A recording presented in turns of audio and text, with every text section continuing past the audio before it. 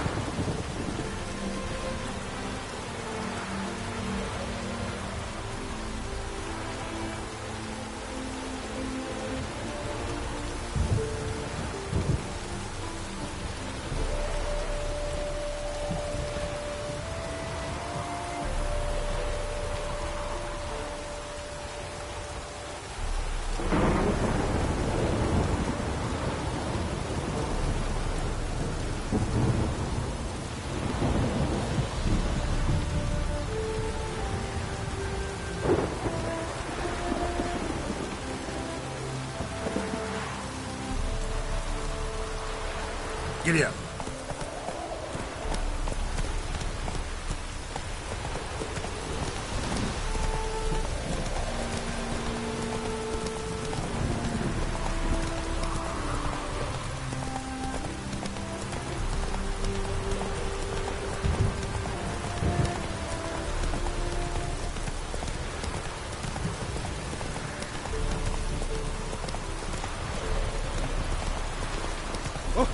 Oh! Ooh. Hey, ya! Snails come out after the rain. Catch them at the race. Wanted. Cradle, used but unworn. Need a bow to accompany me to a friend's wedding. Willing to trade a leaky pot for a cart? Who writes these notices?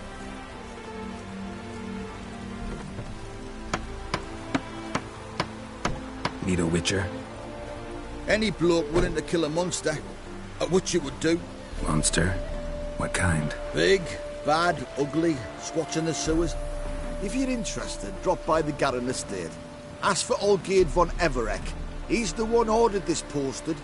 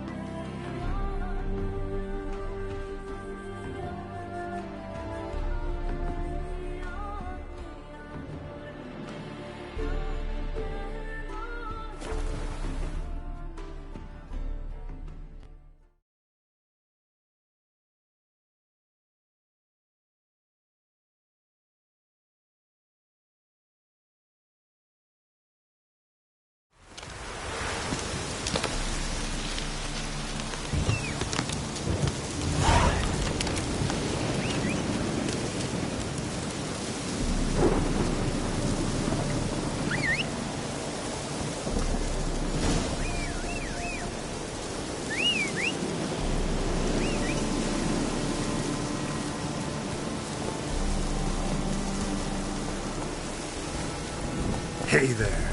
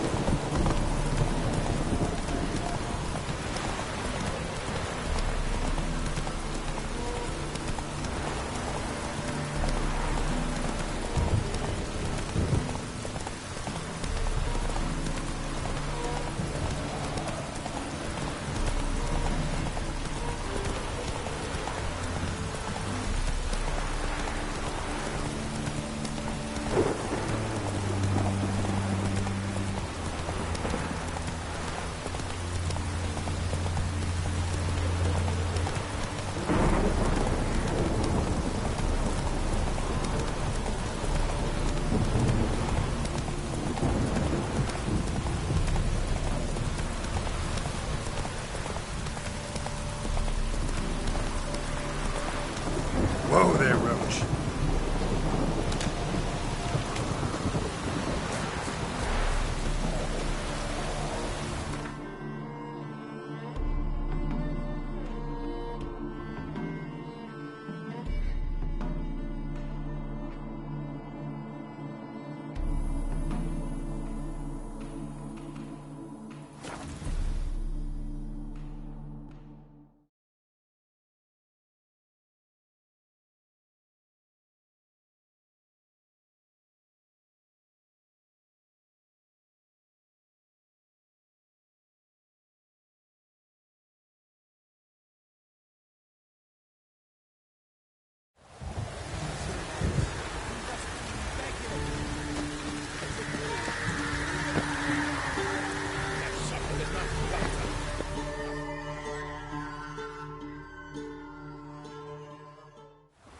We've not got no need for your help. Have no fear, good man. Our labors shall be done quickly. The prowlers to be banished for good. Milton, look. Get out! In the flesh. Hail, Witcher! Let us go inside and greet you as befits an old friend. And you, fear not. We shall put an end to the rule of outlaws, soon.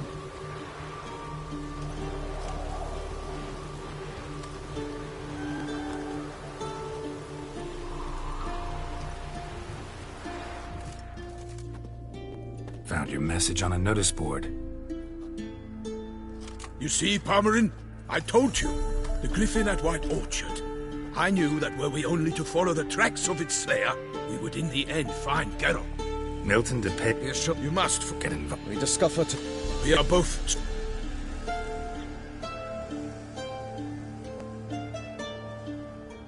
So, plan to go out and meet the... Palmerin. Yeah, We must have... doesn't happen. If they do not heed my... Fine. Excellent.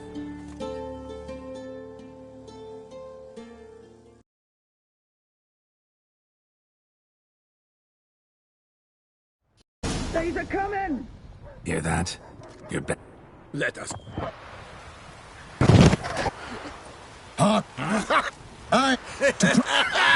Regular Punch and Judy here. Seems to me... You try... We've talked enough...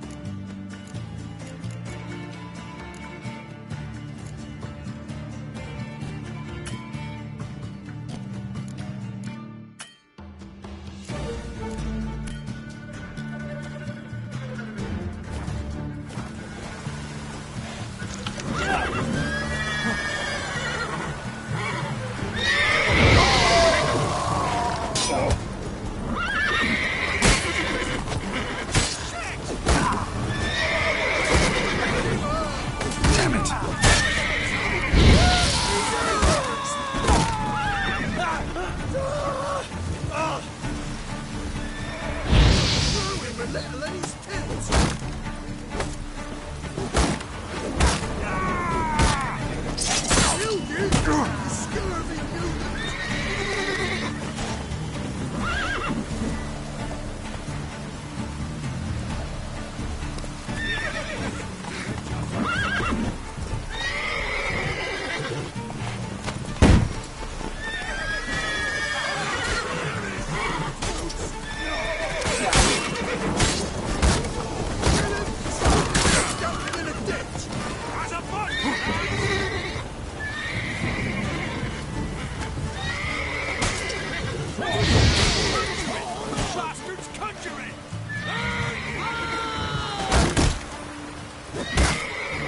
Shut up and fight.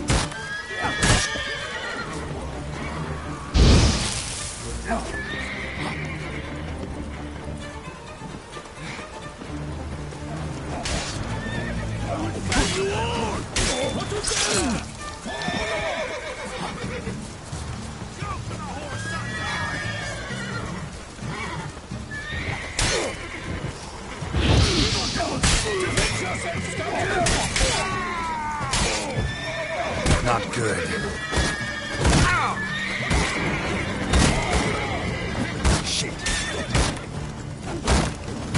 Damn it.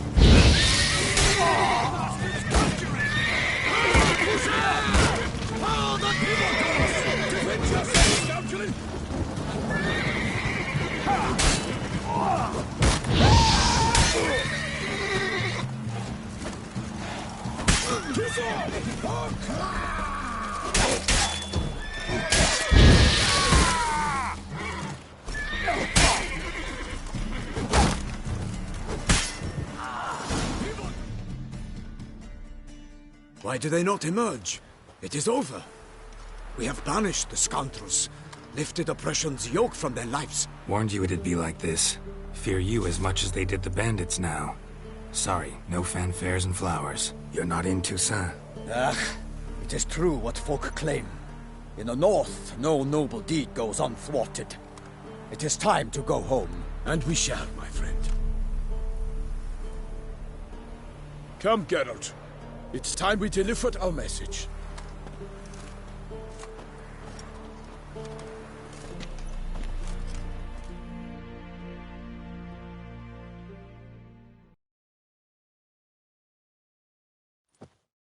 So fess up. What brings you such a long way? We are to deliver Her Grace the Duchess's message in full, with all due ceremony. For tradition is sacred in Toussaint. All right, fine. Most honorable Geralt, slayer of monsters and all evils nefarious, which prey on the defenseless of this world. Whereas never have you been known to deny help to the innocent, nor leave widows and orphans to fates undeserved. Answer you now our present summons. Free us from the beast which floods our streets with blood, and sows panic in the hearts of rich and poor alike. Come to our aid, Witcher. Thus humbly beseeches you the Star-Crossed City's most gracious protectress, Her Illustrious Highness, Duchess Anna Henrietta. Shall you answer her call? Might be the most fervent request that I take a contract ever. And the most polite. And now we've got all that behind us. I want to hear more about this beast. Some kind of monster? Just guessing. Most assuredly, though no one has caught a good look at it as yet. Our only sure witnesses. The bodies massacred in a brutal, horrid manner. Look, some sketches drafted from descriptions given by those who claim they glimpsed the beast. Each quite different. To my mind, these witnesses lie. How many victims so far? 2. When Her Grace learnt of the second, she discharged us immediately to fetch you, promising grants of land and fortunes in gold, should you answer her summons. An ill wind blows, Geralt. The beast cannot be tracked. Folks say it wields black magic. Also, both victims were nobly born, and the start of a tourney draws near. Toussaint's a long way off. Gotta think if I really want to make the trek. A minor inconvenience. We had hoped you would agree. Geralt, we've no cause to return without you. Should we do so, Her Grace will greet us with gallows. Do you wish to burden your soul with the deaths of 2 old friends? Return to us soon, and accept. We will await you here. As Milton says, we've no choice.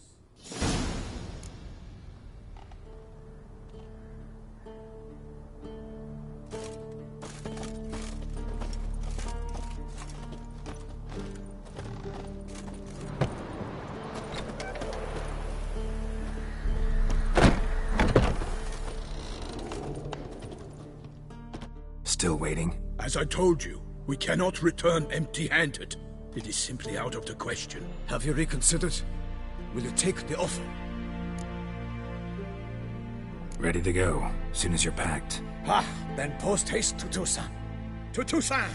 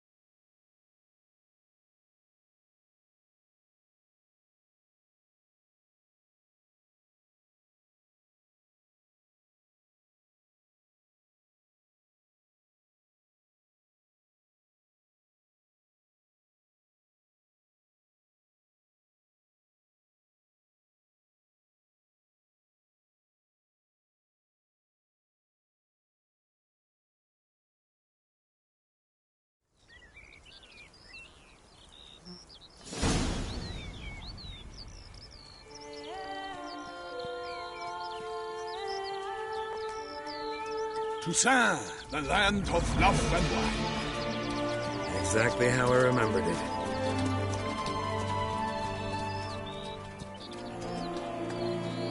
You will find Beauclair's changed some these past years. Walk about when you have the chance. You will see for yourself. To me, place always seemed straight out of a fairy tale.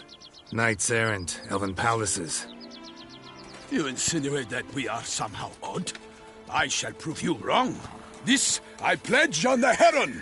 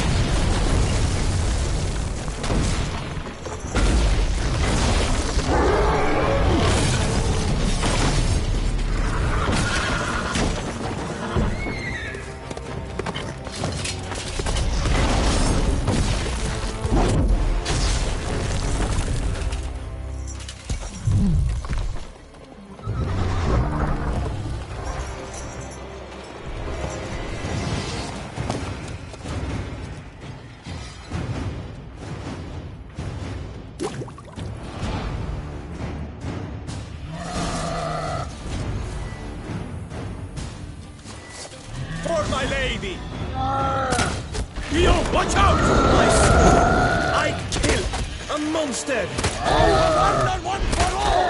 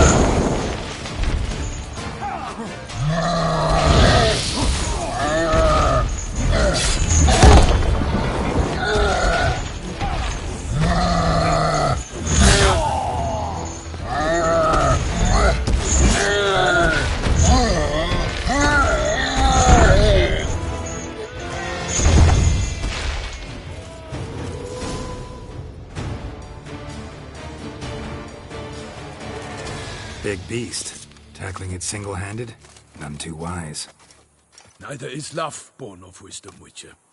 So, Guillaume, out with it.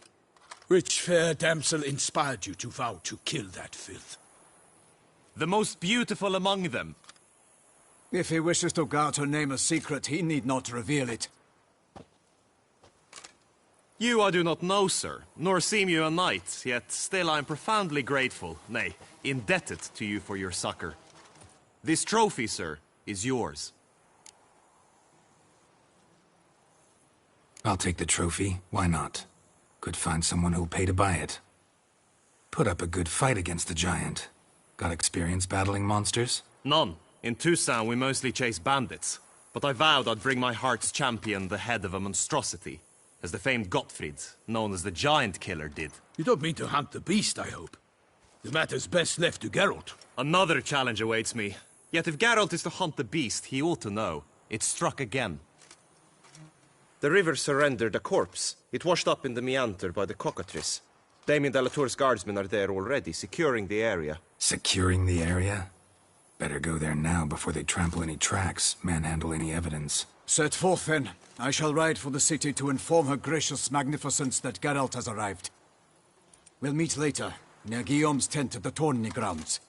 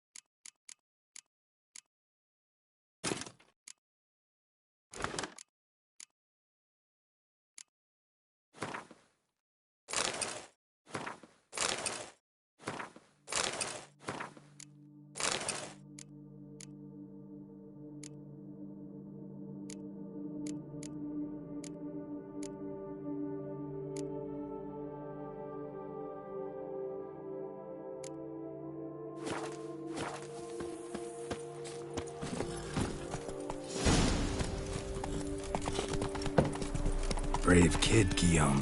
Parmanin oversaw his upbringing. Guillaume is his kid.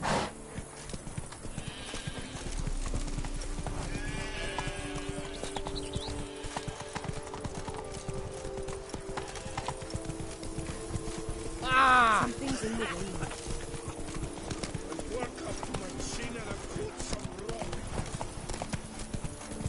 Can't get used to the way you knights talk, especially how you switch back and forth between flowery and, well, near normal. We are knights errant, in the service of her gracious magnificence. When we appear in her name or speak on her behalf, we are bound by tradition.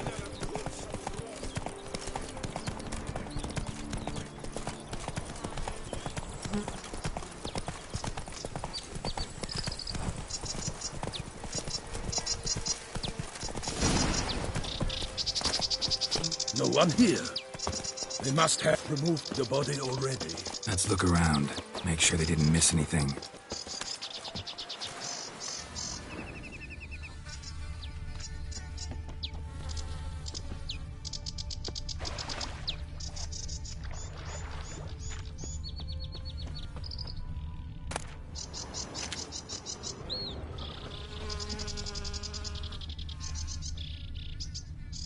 Hobnailed boots, multiple sets of prints. Ducal guard, clearly. Let's see where they went. Walked along the shoreline. Perhaps the body lay on the bank.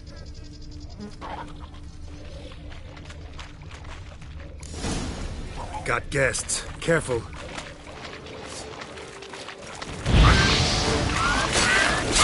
the glory of her grace, I shall be and be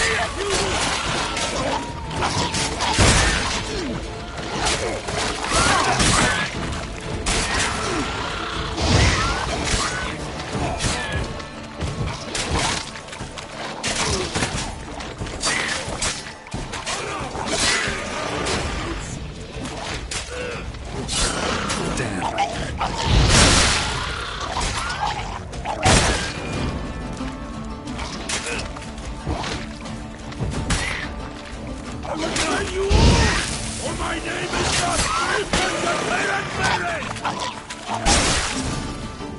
Drawn here by the smell of blood. Let's keep looking.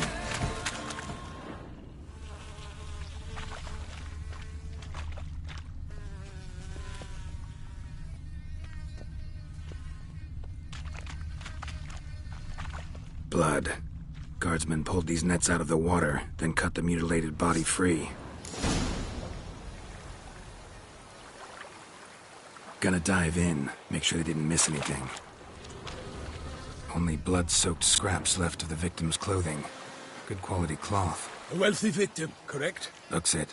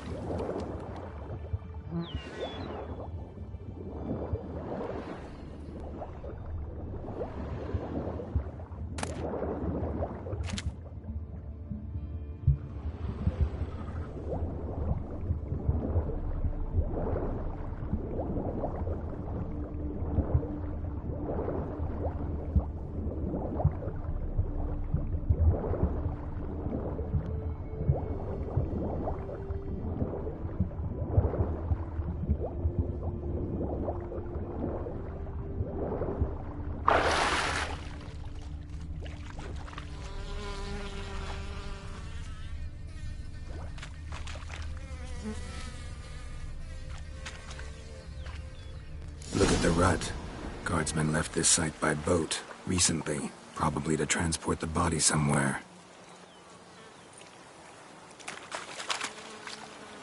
Anything taken by the current ends up in these shallows. Yes, the stench is fierce.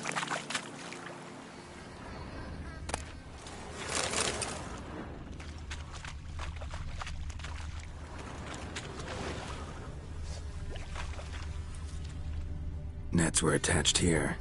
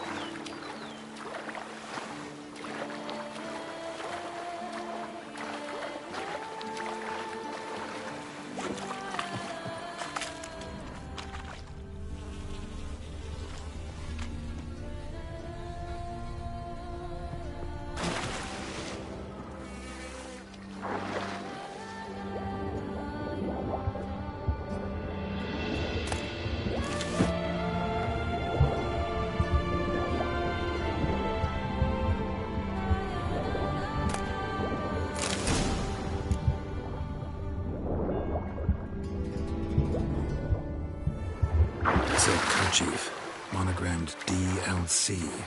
A noble's accessory, clearly. Be nice to know where they took the corpse.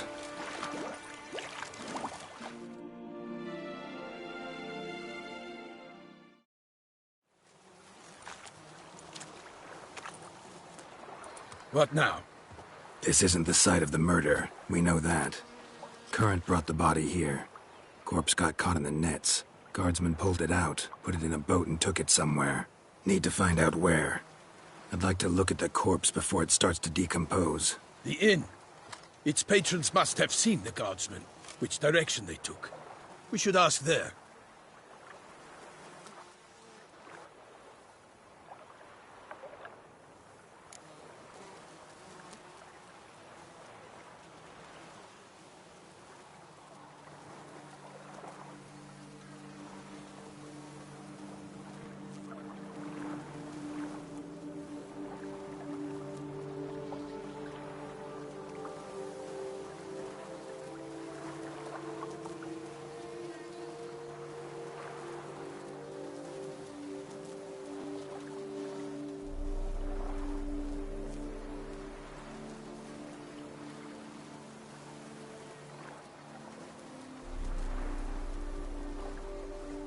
One thing.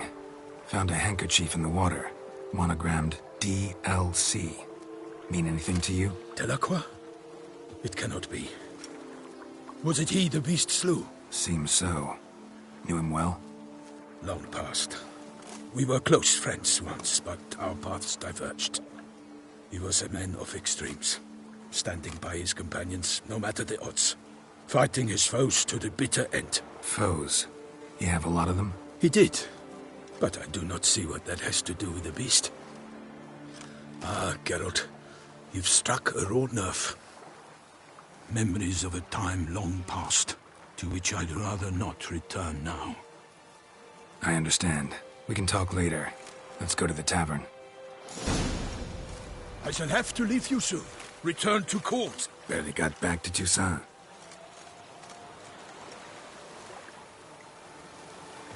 A knight in the service of Her Illustrious Highness knows no rest. In fact, I feared I would return too late to fulfill my duty. Yet it seems I've arrived in the nick of time.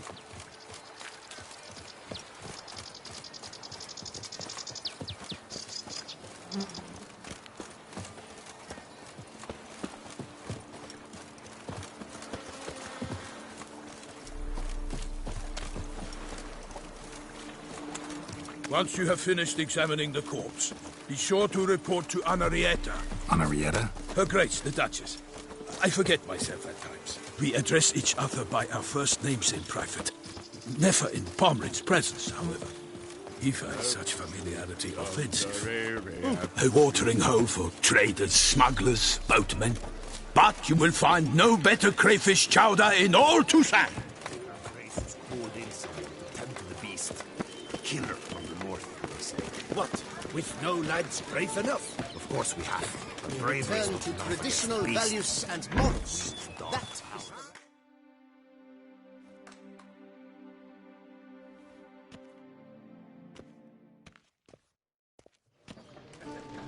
By my troth, could that be the musty scent of fresh pâté? Naught else, Sir de Peyrac-Peyran. I see time has not dulled your senses. We would be honored if you would join us. Your companion as well. But why do I not detect even a whiff of crayfish chowder? No soup today, on account of there being no crayfish. I reckon you've not heard, but all I caught was a corpse. I awoke at the crack of dawn, as I do each day, but when I looked up, I beheld a blood-red sky. This corpse is precisely why we're here. For the man whom you've invited to join you at the table was summoned from a far-off land by her gracious magnificence. He is tasked with tracking and killing the beast. We invited 2 men to join us, yet since Sir de Peyrac-Peyran in temperament is more akin to hare than hound, I surmise the other is the hunter. With whom do we have the pleasure? Name's Geralt. A humble introduction. You've clearly not tarried long with Sir de Peyrac-Peyran. Spare us the petty insults. Geralt is a master of the witchering trade. He has questions concerning the beast's last victim. I was the one to find the corpse. The sun had just risen when I awoke, sat straight up in my bed, looked out the window, and beheld a sky red as blood. Ask Geralt, please, or we shall be here till winter. Need to examine the body. Know where they took it? They ferried it across, then loaded it on a cart and hauled it to a cellar at Corvo Bianco to keep it cool, see? What? Why, Corvo Bianco is Baron Russell's estate. When he learns they've turned his cellar into a morgue, he'll set his hounds on them. While you were gallivanting about the north, his vineyard was auctioned off. Who was that? Woman who just left. Didn't see her before. Didn't notice her walk in either. Doubtless Linnis, the innkeep's daughter. But hold, Geralt, because this is an outrage. Russell's vineyard was auctioned off? Inconceivable. It is no secret. The Baron had gambling debts up to his ears. It finally came time to collect. His creditors auctioned off his property. The Ducal Chancellery bought it, in fact. Russell now bunks with his brother in Vicofaro. I told Russell he'd get his comeuppance. How long can one throw on past heroics? His creditors must finally have to find that his promises meant nothing. Such are the times. Today's knights are pale shadows of the heroes of yore. It's true what they say. God sent the beast to punish us for straying from the old paths. Thanks for the hospitality.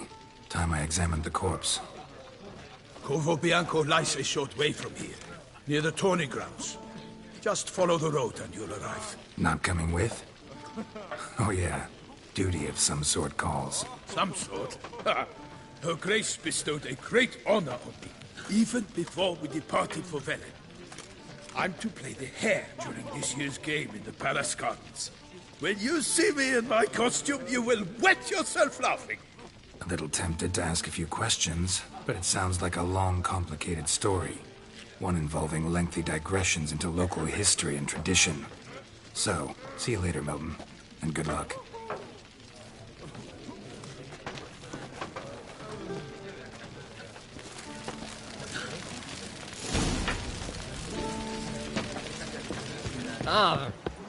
Witcher, was that truly necessary? And our knights with a chopped liver? Go, go.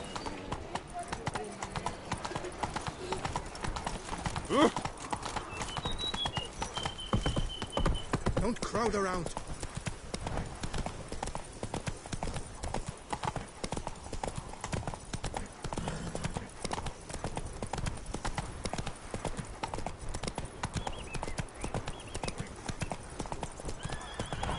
Sounds of a fight. Have to hurry.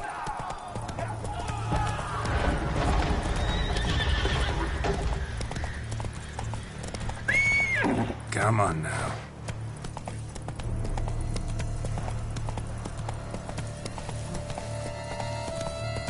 Damn it. Killer must still be here.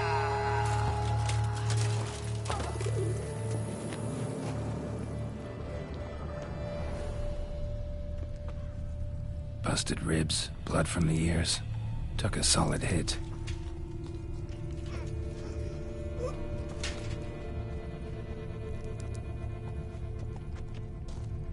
Throat torn open by man-like jaws. Man-like, except for long fangs. Massacred by a vampire. Not Nekimara, though. Or Fletter. Bruxa. Gotta be. In the cellar. Gotta be. Footprints. Small, bare feet. Lead deeper into the cellar. Fell down the stairs, broke his neck.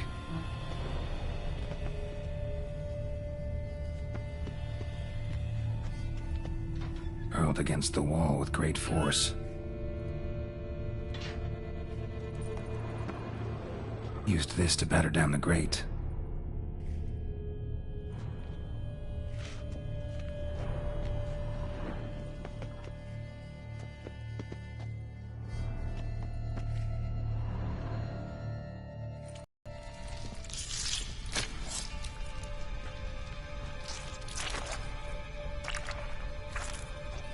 You. Saw you at the inn. I know what you are. Don't know why you killed these people, though. Clearly wasn't for their blood.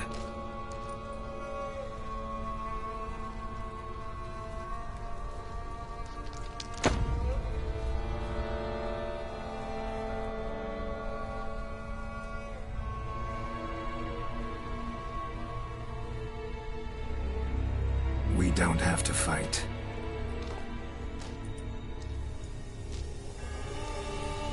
You are wrong.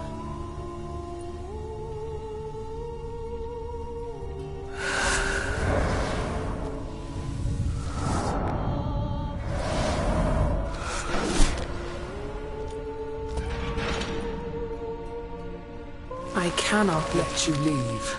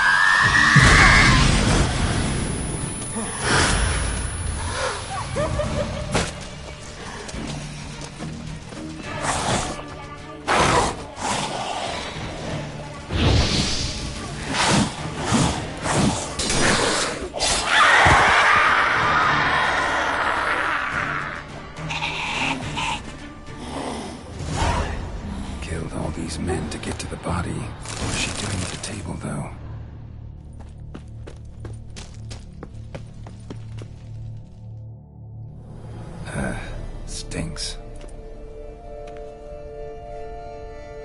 Waterlogged. Both hands amputated. Body was quartered just as I thought. Laid in water for some time. Head swollen, and something took a few bites out of it. Something in the throat. A pouch, bulging with coins. Elfguardian florins, from several different provinces. If the murderer did this, it means we're dealing with a sentient thinking beast.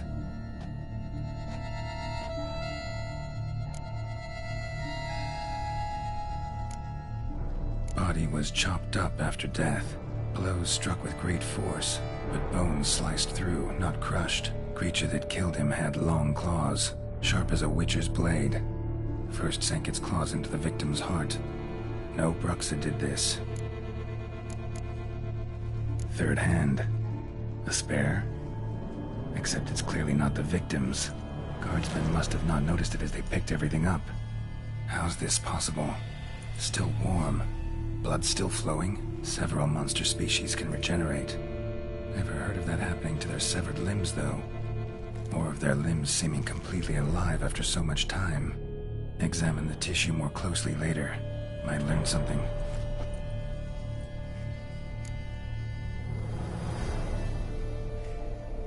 So, murderer was clearly a monster, but not a Bruxa.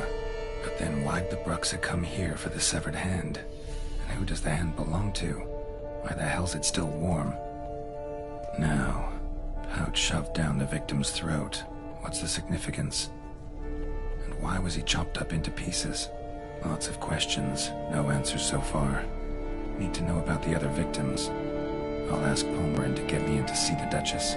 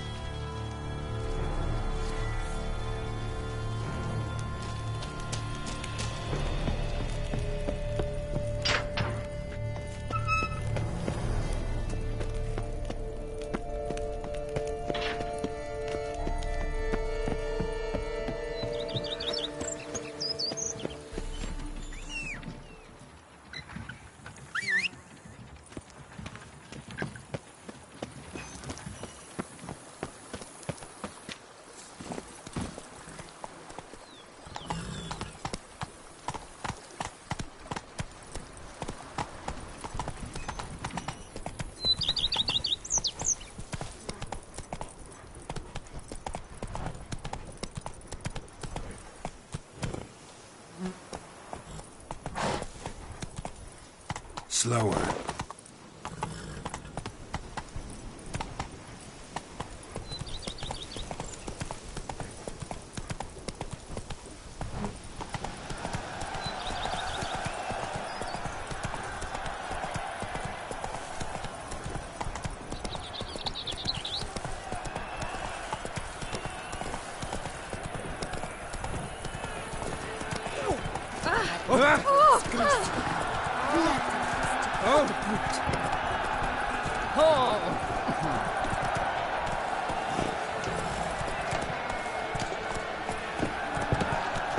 Slow now. Whoa. So hot.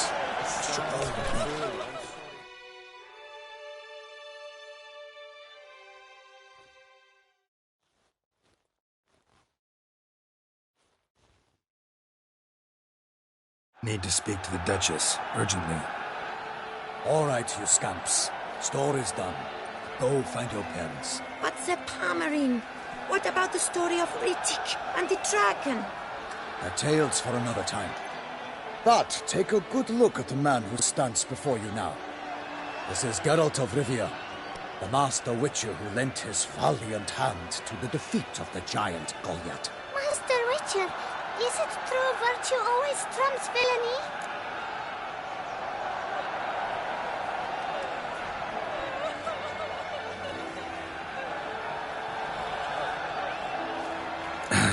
Yeah.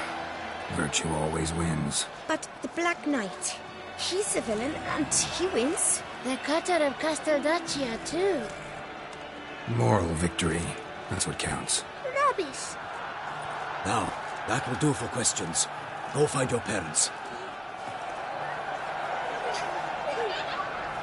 Her Enlightened Highness has doubtless arrived at the tourney grounds to watch the battle in the arena. If we hurry, we'll be in time to speak with her before the spectacle begins. Lead the way.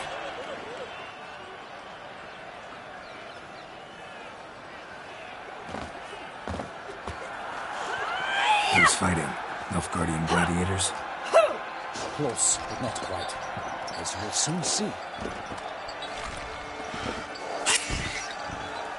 Someone's gonna fight a Shalmar with only some bells on its tail to confuse it, slow it down? Whatever is the problem? The beast is a gift from the Emperor, no less.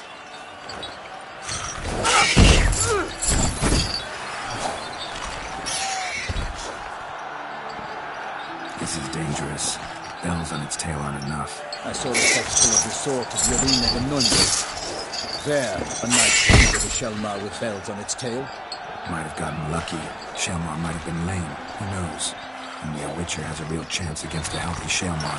And that's not even every Witcher. Besides which, releasing a monster that dangerous in front of a crowd, plain irresponsible. Let's go.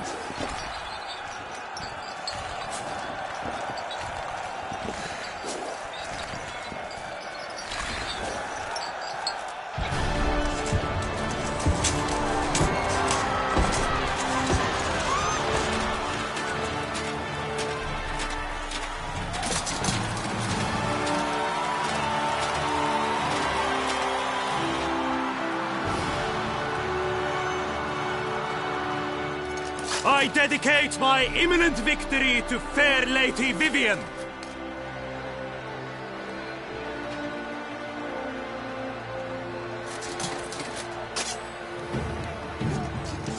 It's begun. The fight shall have to end first. We must wait.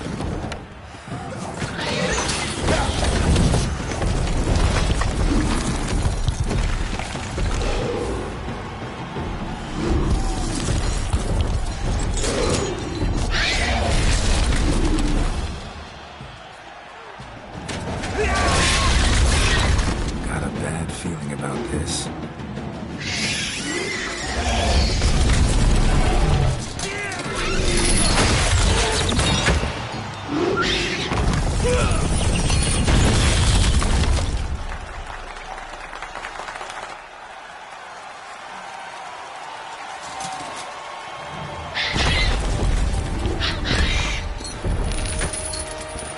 Damn it.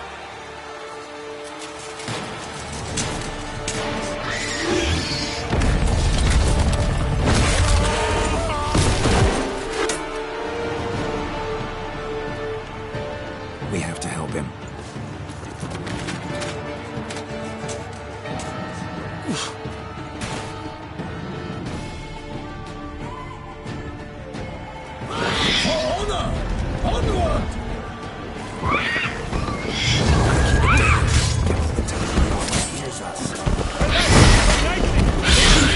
It's Falker, then loose a roar and knocked into earth. Now the Witcher in one mighty bound to give fight to the beast. It stands confound.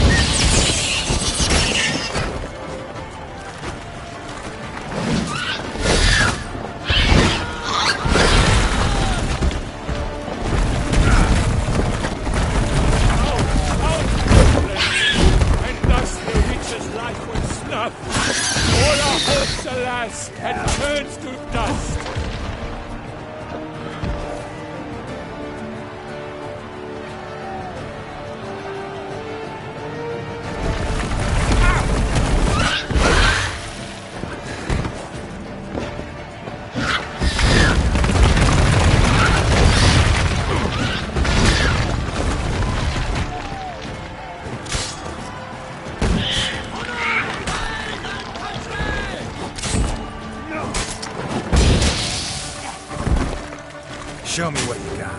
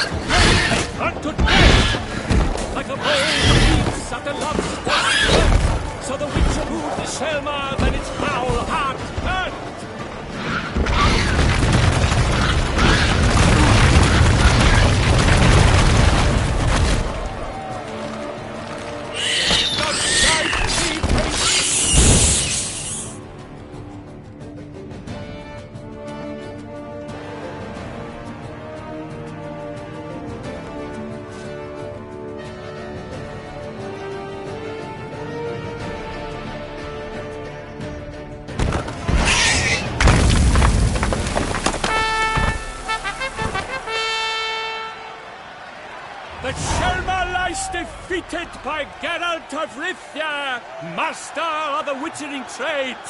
Behold, as the last gasps of life seep from the beast.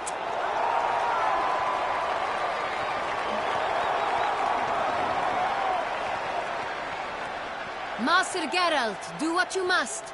Finish the deed!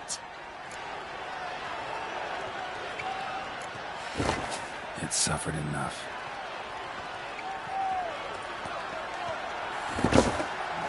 The monster lies slain! The fight is done! Praised be the victors!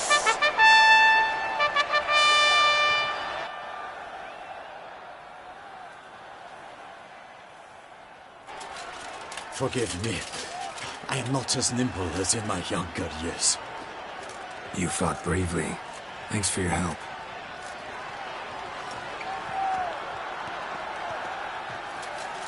Guillaume? The lad came damned close to dying.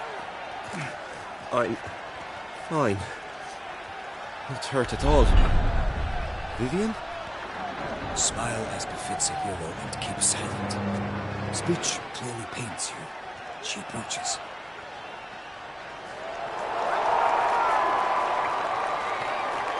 Geralt. We must talk. Vivian. You shall talk later, in the medic's tent. Geralt, magnificent, breathtaking. Your Grace. We knew that to summon you was a brilliant idea. We are delighted, ravished to have struck upon it.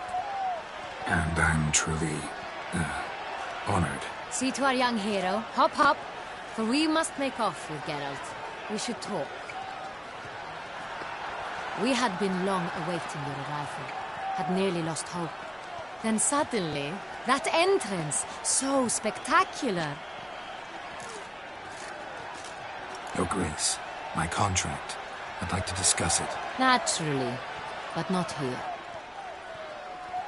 We shall need Damien. He led the investigation pending your arrival. But wherever could he be? Come, we must find him.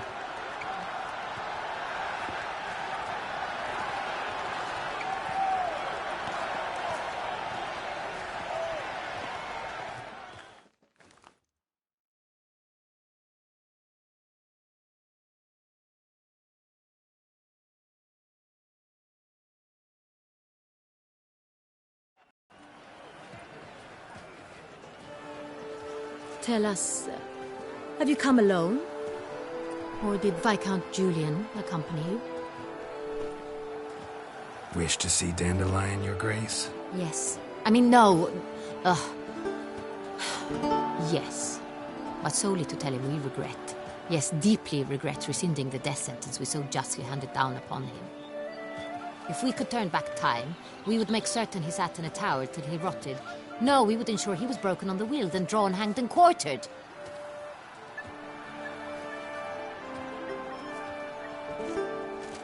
Ah, the very man we would entrust with these tasks. Damien de la Tour, captain of my personal guard. Your Grace. Witcher. Greetings. I examined the body of the beast's last victim. Might have found something. Need to analyze it. A quiet place, that's what I could use most right now. And maybe the help of an alchemist or a mage. Also like to hear all you know about the previous victims. Take it Sir de la Tour is my man for that. Firstly, call me Damien, please. Secondly, you should know I spoke against summoning you here. I've heard much about you. You bring trouble, or thus far have, always. And we've enough trouble as it is. Yet we are capable of defeating the beast on our own, without an outsider's help. I've no doubt about it. Damien, we settled the matter of the Witcher's employ some time past. Definitively. Since you have broached it nonetheless, let us discuss Geralt's pay. Are the legends true? Do Witchers usually demand that which you find at home, yet did not expect? Yes, Your Grace. The law of surprise. Time-honored. We shall be content. The surprises we encounter on a daily basis would be of no value to one such as you. What awaits at the palace are edicts to sign and portraits of suitors from far-off lands. I fear you would find little use for either. Thus we've decided you shall receive the deed to a vineyard, Corvo Bianco, and the sum of coin.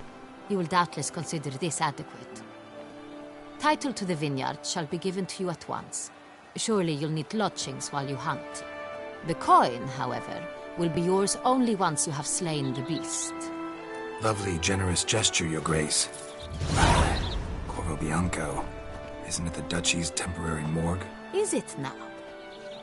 The Chancellery's bungled things again, we fear. Not to be left unsupervised for one instant. Yet, in its mood, a morgue should present minimal problems to a Witcher. What's more, nothing enhances a wine's reputation better than a grim legend. Thank you, Your Grace. I accept the contract, of course. But as I said before, I'll need some information. How'd it start? Who was the first victim? Crespi was the first to die. He was famed once for his many glorious tournament victories. Then he grew old, hung up his sword, and took to winemaking. Crespi was not loved by the wine merchants. He was ruthless in business and thought to cheat many a time. He asked us for a dispensation from all court ceremonies. We did not grant it. We could not. Once you've taken the oath of a knight, you remain a knight till death. How'd he die? Where'd they find the body? Quite unusual, the circumstance. He was at a feast when suddenly one of his fellow feast-goers noticed he was missing. The town watch found him an hour later. On his hands and knees, propped against the town pillory, his sword hanging from his neck. He had died of wounds inflicted with claws, not a weapon. Blows of great force. So he died suddenly, but the body was on its knees, meaning someone posed it. So it seems.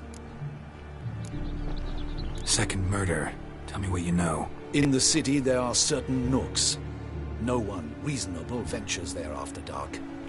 Ramon Dulac's corpse was found in one such place. With the first murder, terror gripped the city. Its inhabitants grew wary, kept to safe areas. Consequently, news of the second victim came to us from a group of concerned cut-purses. Criminals fear the beast? Telling in a way. Take it you've excluded the possibility that Ramon died at the hands of these bandits. Do you believe me an amateur? Not hands, but claws killed Ramon Dulac. The wound was deep, clean. His body was found in a gutter, dressed in nightshirt and cap, a pillow placed under his head, and his sword replaced by a bed warmer. Ramon Dulac, a knight who but a dozen years past was an advisor to our father, the Duke. Someone went to a lot of trouble to make him look ridiculous. Maybe revenge was the motive. It's not out of the question. Dulac had shady dealings with the criminal underworld, but no one ever came forth with concrete proof of any misdoings. So, first two victims were knights, best years behind them. The same could be said of the third. Sir Delacroix was wont to claim that in modern times knights face new challenges, enterprise being the latest addition to the chivalric virtues. He made a veritable fortune in the grain trade. Palmerin even nicknamed him Sir de la Stinchi. Found a coin pouch on his body. Contained florins dating from various times, hailing from different provinces of the Empire. Delacroix loved coin, true, but had no patience for numismatics. Lots of similarities between the victims. All the bodies were found in strange places under extraordinary circumstances. Seems the murderer, whoever or whatever it is, has some meaning to convey. These were honorable men. We are horrified by the disdain, the disrespect with which they were treated. These were knights of Toussaint. Blast it. Might be the point. From what you say, none was a model of virtue. Ever considered that's what the beast's trying to draw attention to? All the murdered men were knights who swore fealty to the 5 chivalric virtues. And even if the... Knights of Toussaint swear fealty to what virtues exactly? Honor, wisdom, generosity, valor, and compassion. Beast seems to be pointing up moral decay, denouncing it. Victims were all humiliated.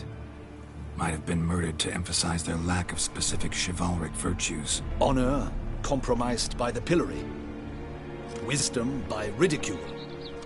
Generosity by a coin pouch shoved down a throat. It seems to fit, true, though not perfectly. Can't discount the theory if it's on the lips of everyone in town. Say our reasoning's right. Next murder will be just as showy and denounce the victim's lack of the fourth virtue, valor. We can also assume that victim will be an elder knight. Let's think. At the moment, all the knights are either at the tourney grounds or in the palace gardens. Our annual hare hunt shall begin there shortly.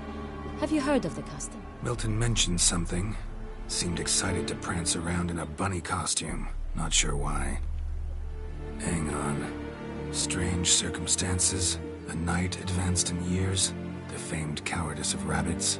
Could it be that simple? Is Milton de Peyrac-Peyren the next victim? Milton also knew Delacroix. Told me so down by the river. Damien! To miss something so obvious. De Peyrac-Peyren, Crespi, Delacroix, and Delac formed a knightly team. It was years ago, but... Your Grace, we need to find Milton, immediately. Rather problematic. You see, the garden entertainments are due to start, and he's disguised as the hare. hiding somewhere, waiting for some tipsy courtiers to find him. The hare's hiding place is a carefully guarded secret. We must call off the game, at once. First and foremost, we must remain calm. Damien, order the gardens searched immediately, but discreetly. By no means can we disrupt the festivities. Panic will only incite the beast to strike sooner. And you, Witcher, follow me. My gardens, my night, I shall take the fall. A murder is out of the question. I will not allow it. Not near my palace. Horses? Ready our horses!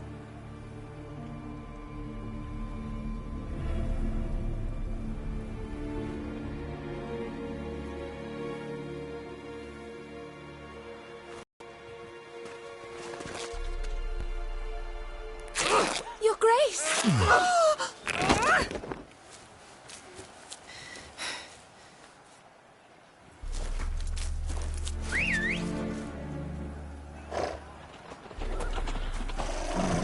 What the hell? Why, I should... Your Highness, I... Mind it doesn't get wrinkled. All right!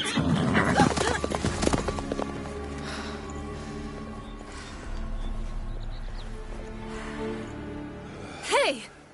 That is silk! Be careful! Give it to me!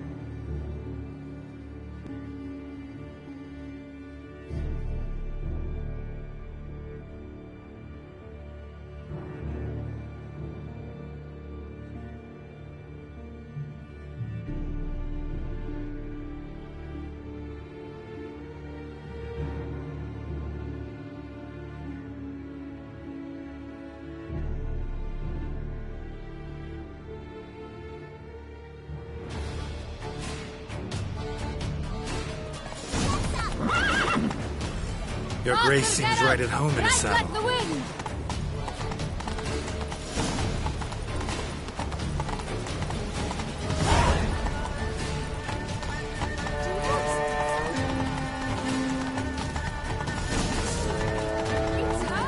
It's her! Clear a path! Clear the way, I said!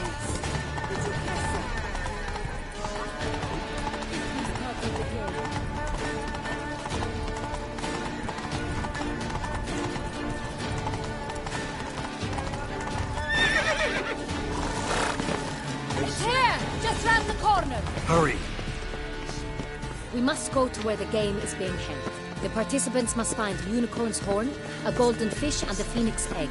With these in hand, they can deduce where the hare, Milton, hides. Mean we need to find those things too? We've no other option. But time is of the essence, so we shall have to break the rules.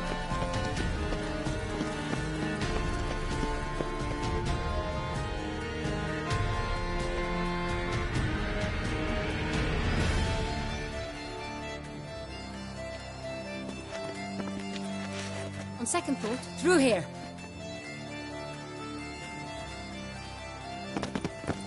I shall show you where the hunt plays out.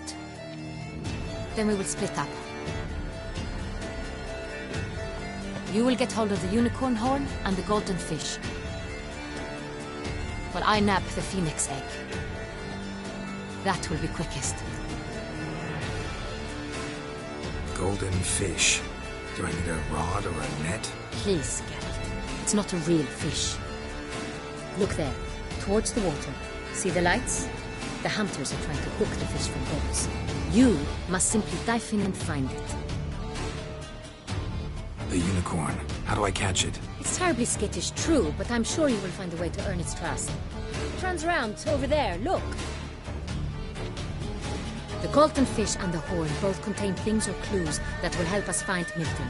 Once you have fish and horn, find me among the other phoenix egg hunters. All clear? Then let's get to it.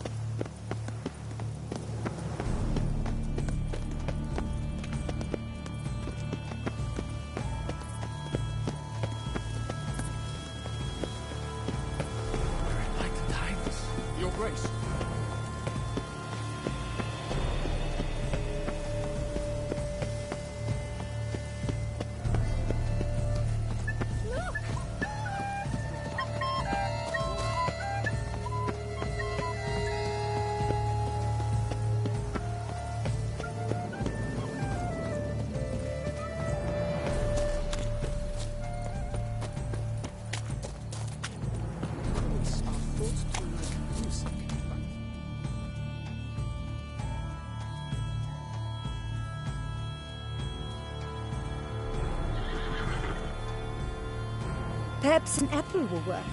Or some sweets. We would not be in this predicament, dear sister, were you still a virgin. Do you really wish to have this conversation again? Here and now? Hush, or you'll spook the beast.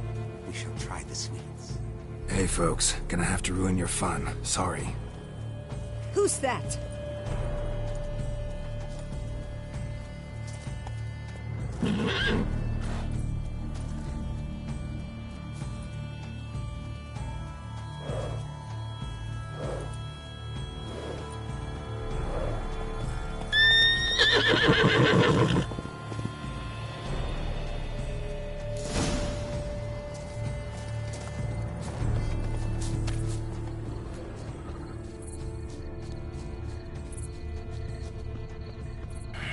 Damn it.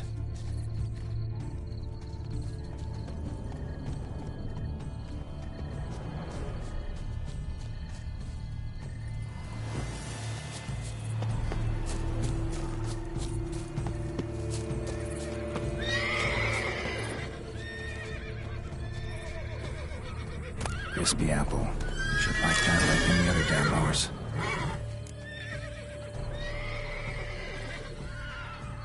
Cold game's not likely to tempt an apple. Yum yum. Pink unicorns. Rainbows, little girls. Sweets maybe.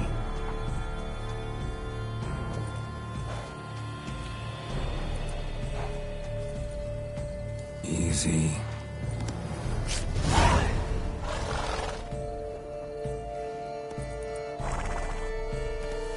Gardens are huge. Be better off on horseback.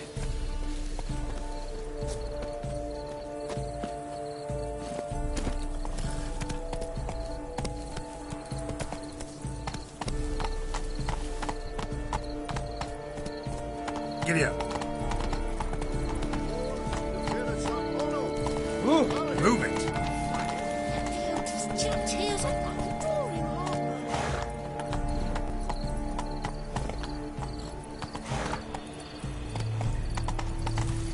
Golden fish should be easy to spot once I'm under.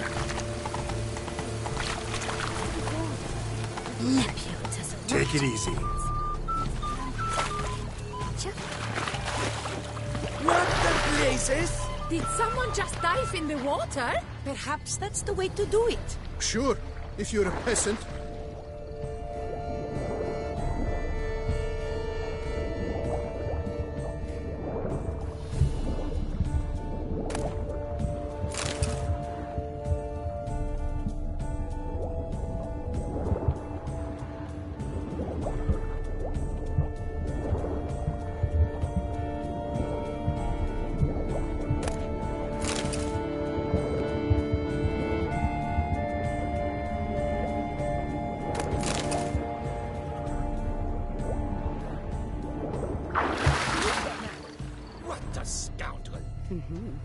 But my, is he manly.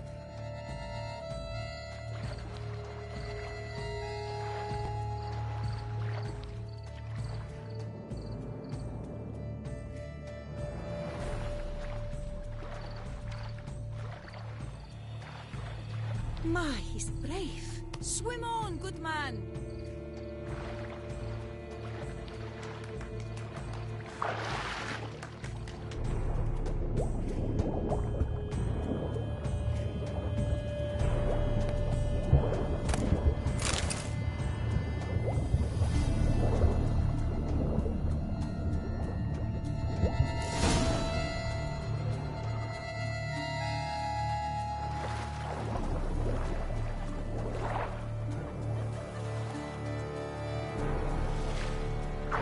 Hey, wait.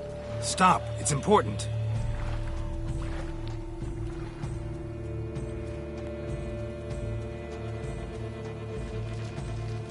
King Cormorant, sire, accept this offering we bring.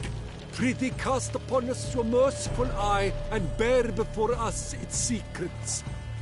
As the moon is heavily coursed of trace, in my domain I await that moment of grace, when a soul of good or ill repute brings me a gift, fitting tribute.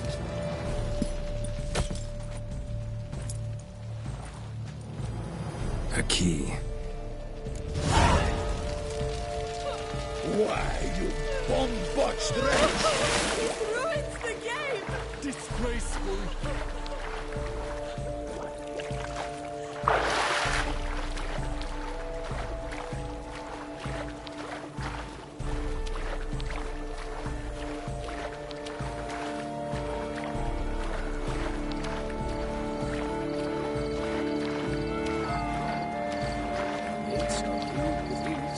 Every last one is free from It's positively useless. She can't possibly see a thing. What precisely is an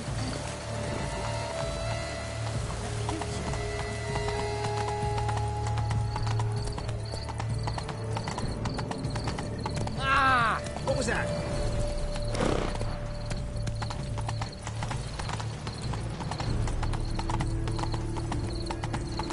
A beast like that probably has no one to speak. Stocks and the whip await those running riot. Take good care of yourself. Whoa! I wish only...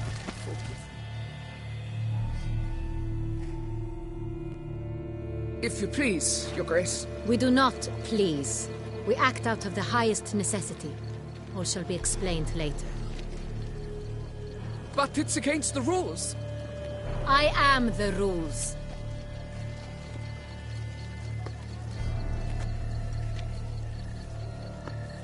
Geralt! At last. Got a key and a clue. And I've another. Show me yours. Who wrote this drivel? I begin like a groan, hollowed out with ease, then end like a mouse with a head of hard cheese.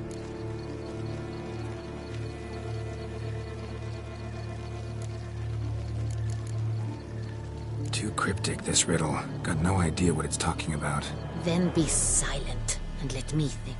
Look, if we take row, hollow it out and fill it with ease. The letters, that is.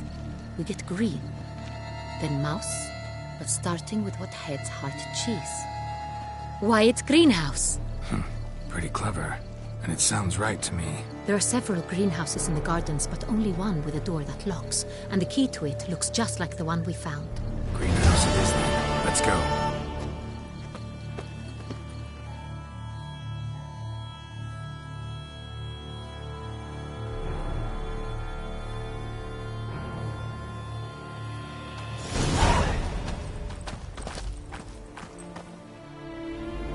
Wait here.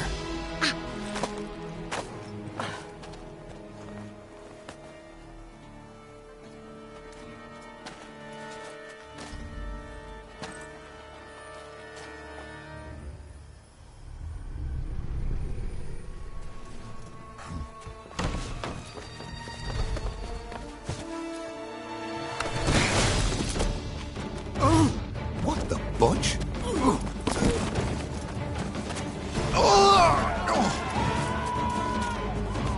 What was that?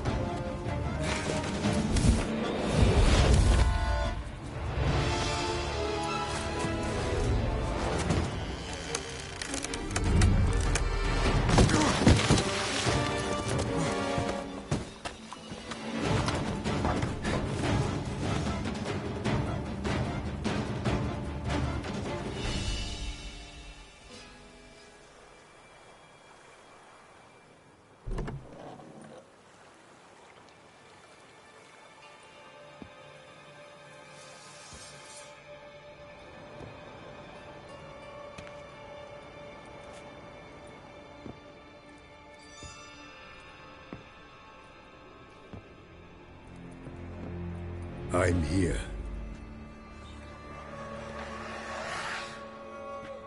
This belonged to you, maybe? It did, but you may keep it. I've a new one. I do not know you. I've done you no harm. Yet first you butchered a Bruxer who was dear to me. Now you pursue me. Why? You've killed 4 innocent people, at least. And you?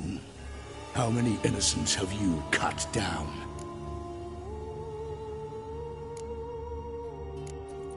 Plenty. Even more of the guilty, though. You're next. I think not. You see, I've something to do still. More murders? Just one. Not counting yours.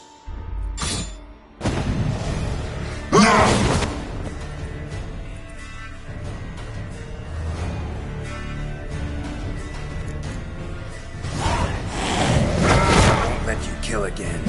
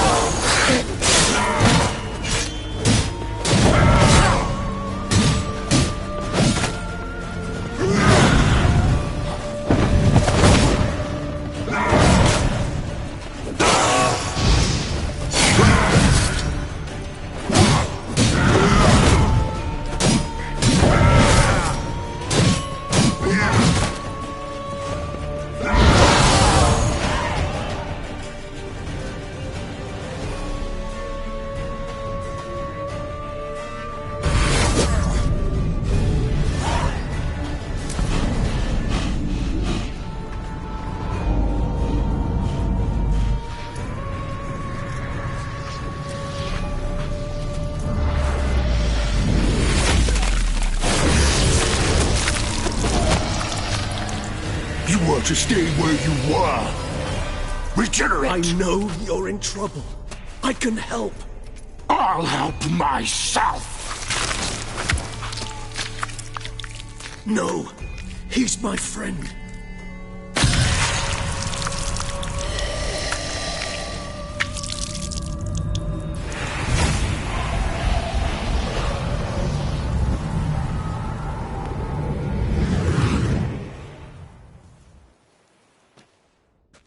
Yes, Geralt, it's me.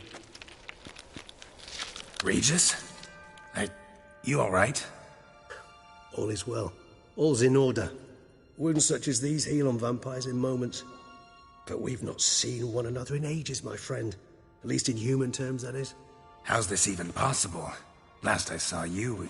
I was a bubbling, shapeless smear, having been rather spectacularly melted into a column of a certain castle. In somewhat better shape now, as you can see. Hardly peak form, mind you, but were I human, folk would think me a demigod, I dare say. I'm sorry. What happened, it was my fault. Never got a chance to apologize. No need, Geralt. Bygones. I did not have to join you on that expedition. No one twisted my arm.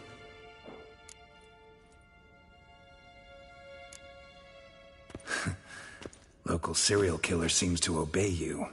Maybe you could talk him out of it, convince him to stop murdering. Why do you think I've come? It shall not be easy, as Dettlaff can be rather stubborn. Though you must certainly recall that neither do I surrender readily. So that's his name. He's your friend? You might call it that. Though Dettlaff is... how would you humans put it?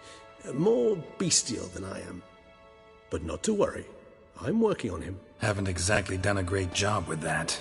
He's killed one knight since I got here. At least 3 others before I arrived. For good reason, I'm sure. Understand, Dettlaff is not some decadent shit who kills for sport, or to assuage a dryness of throat or a dullness of mood. So in your opinion, what are his reasons? Precisely what I wish to find out. And then I will convince him of the error of his ways. Got a lot of faith in the guy. Despite appearances to the contrary, you two are quite alike. You've both noble hearts, yet you both are wont to perform ignoble deeds. When circumstances force you to, of course. Remember the year 964? That was 3 centuries ago. Blind fear gripped Rivia, Lyria, and Spala. Women and children were dying. Their mutilated, dismembered corpses littered the fields. Brute of Lyria. Read about it. Chewed up almost 200, then fell to a common poacher supposedly armed with a dagger blessed by some prophet. It fell to Detlef, who then found a poacher asleep in the brush near his snares and dropped the fiend's corpse at his feet. And thus, a legend was born.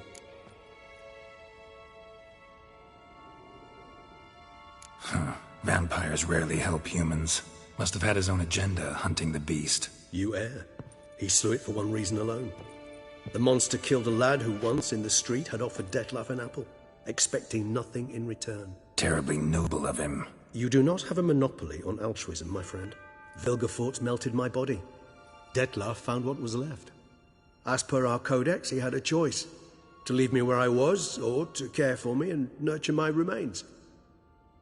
He chose the latter. Regenerated me at no small expense in his own blood. Do you know what that means to a vampire? The gravity of the endeavor? Probably same thing it means to a human. You owe him your life. Much more than that.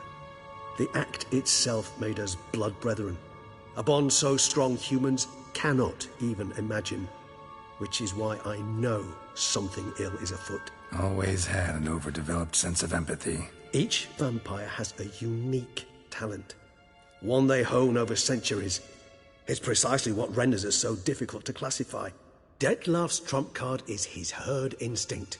His tribal propensity. In point of fact, he prefers the company of lesser vampires and shuns that of humans. If he walks among you, killing egregiously, it can only mean something's upset him immensely.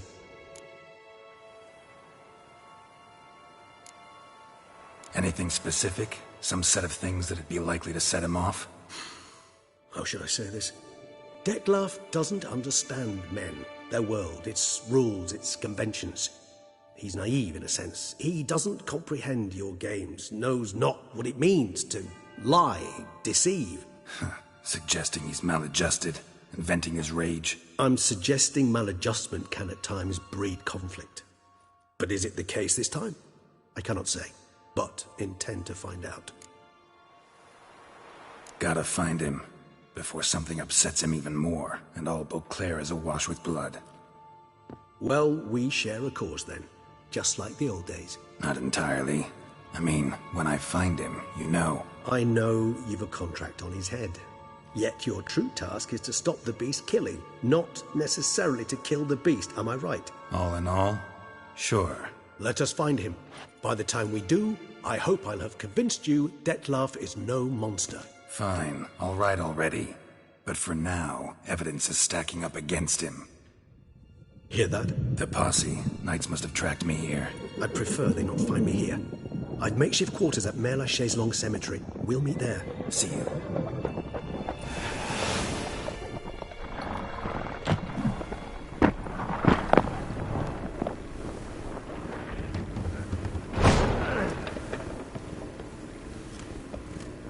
Witcher, we flew here as fast as our courses would carry us.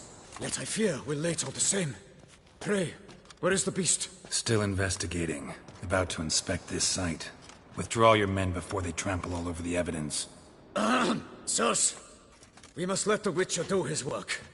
Milton's murder cannot go unavenged.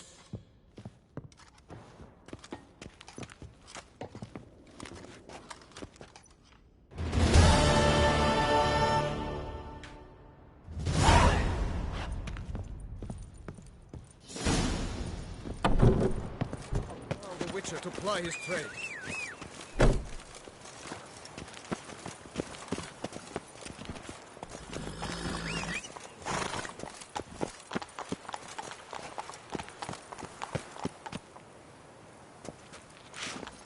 Move it!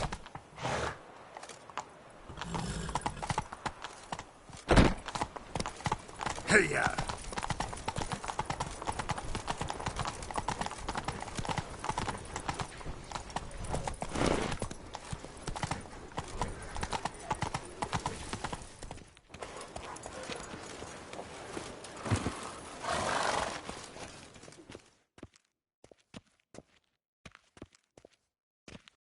Sir!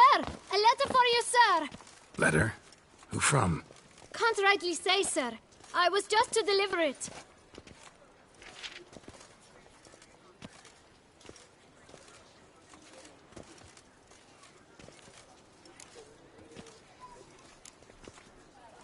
Here.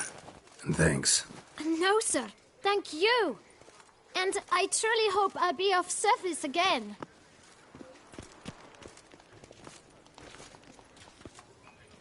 My dear friend. I've been told you're on a jaunt to Tucson. I do hope you don't overtax yourself during the wine festival. The effects of such exertion at your age can indeed prove most detrimental. I've come upon some information which might be of interest to you.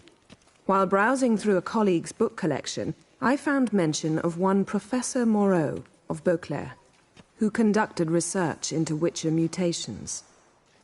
The details I've come to learn are rather vague, and his laboratory's location remains a mystery. Yet his journal should at least provide hints as to both.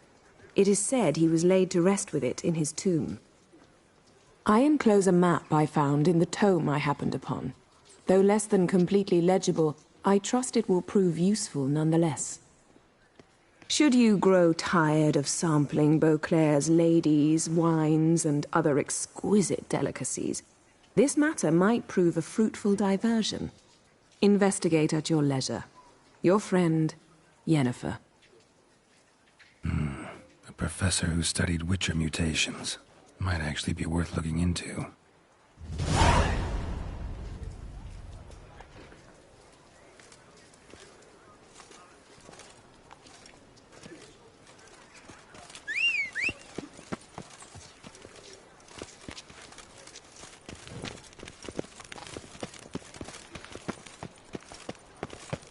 Sight any sign of the beast! Report it to the Ducal Guard post! Slower.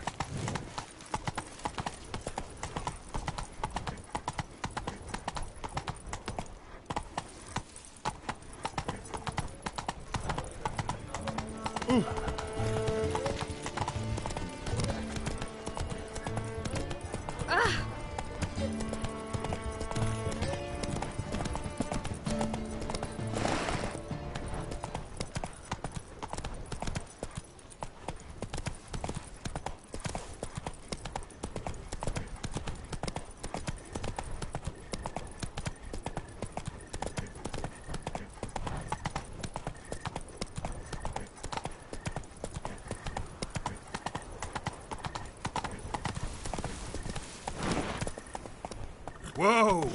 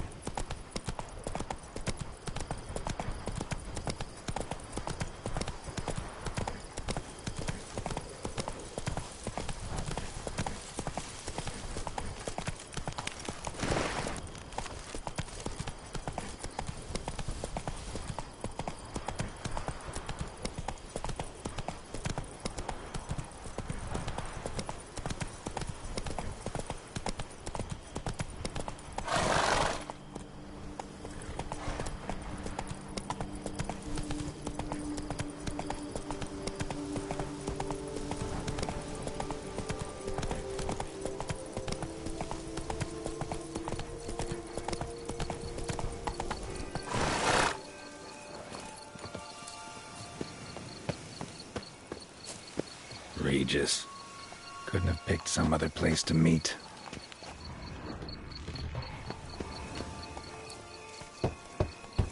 Regis!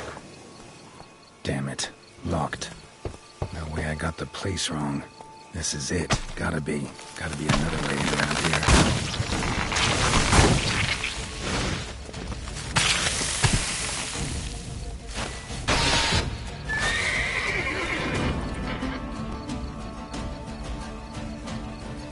Die.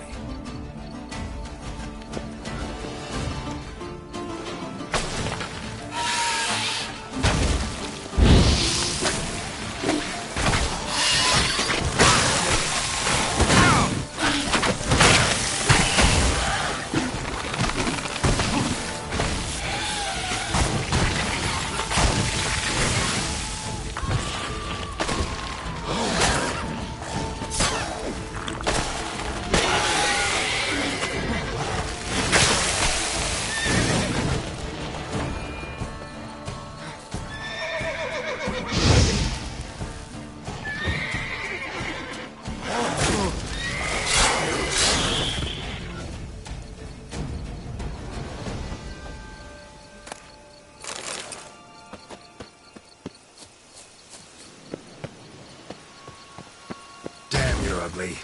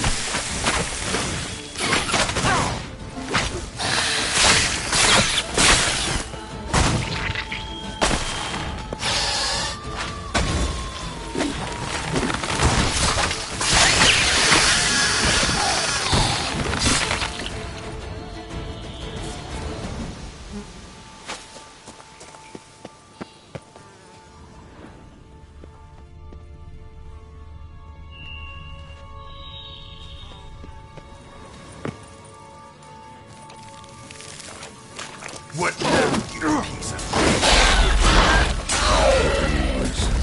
Got fiddles aplenty around here.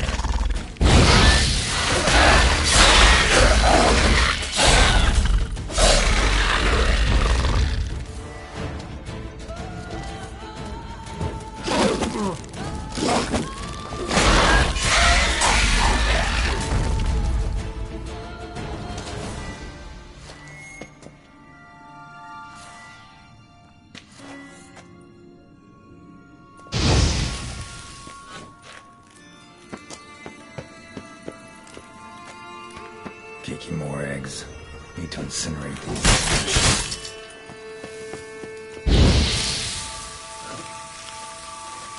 That's some stench.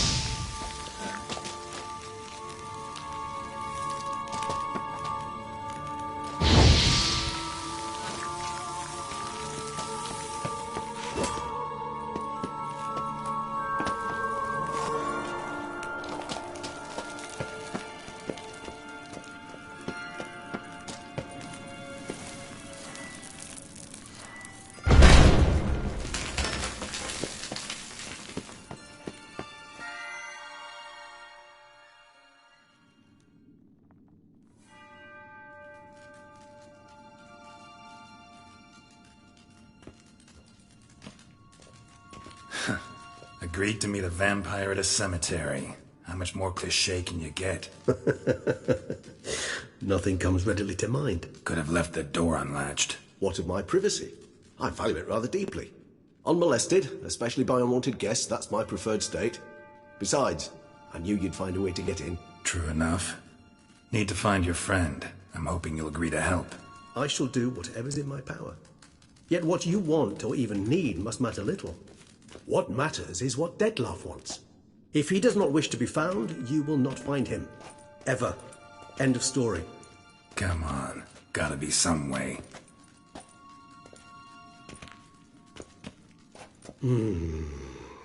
Vampires can evade detection by the senses, and no divination magic works on us. Even the most precise megascope would be useless. And this? Could this help? Wherever did you get that? Off one of the beast's victims, found by a bend in the river. Body was chopped in pieces. 3 of those pieces were hands. Hand with the ring seemed the odd one out. Abruxa had taken an interest in it.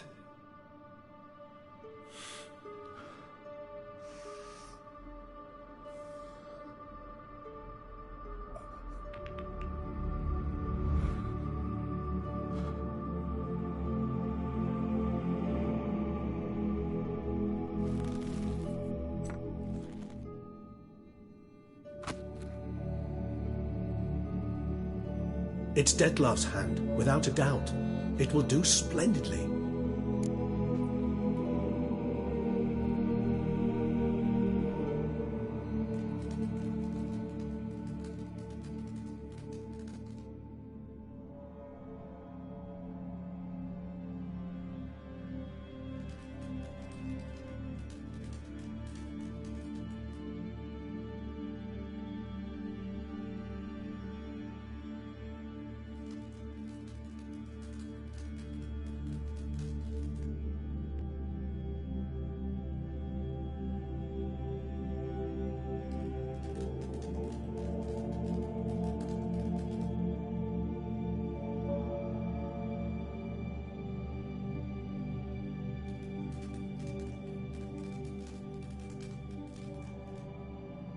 The hand. What do you plan to do with it? You've heard of Kovinaris' theory of tissue memory retention. Rings a distant bell. Read about it in Alchemia Oblitera. There's a copy of Kermorin, tattered, nearly disintegrated. But if memory serves, Kovinaris never managed to prove it worked. He did prove it, just never managed to publish his findings. He and I corresponded, you see, after we became friends. Thus, I know he completed his research and performed the first tests. It's complicated, so without delving into details, it is possible to use any piece of tissue to reconstruct what a whole body experienced. How's it work?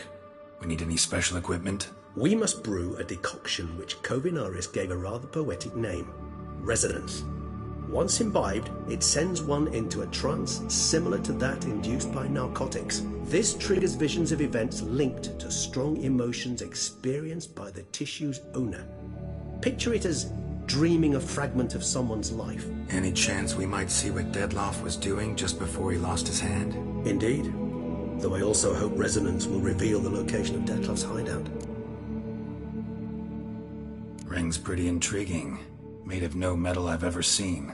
And the ornamentation. It comes from our home, where we lived before the conjunction of spheres. It's actually mine. I received it from a dear old friend. You might call him a humanist. He saw us vampires as guests here, guests who owe their hosts, meaning you humans and the elder races, respect. Respect?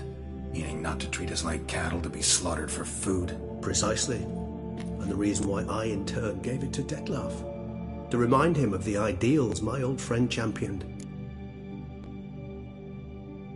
Kovinaris spent half his life proving his theory. Wild guess. Making a dose of resonance won't be easy. You guessed correctly. In addition to Dettlaff's tissue, we shall need a powerful occipital lobe stimulant. Effectively a poison, to make one susceptible to visions. Well, got a few ingredients to choose from. Unfortunately, all are pretty rare. There's Mamoon glands, but closest ones I know of are in Vizima. A spotted white saliva would also serve, but they were culled to extinction over a century ago.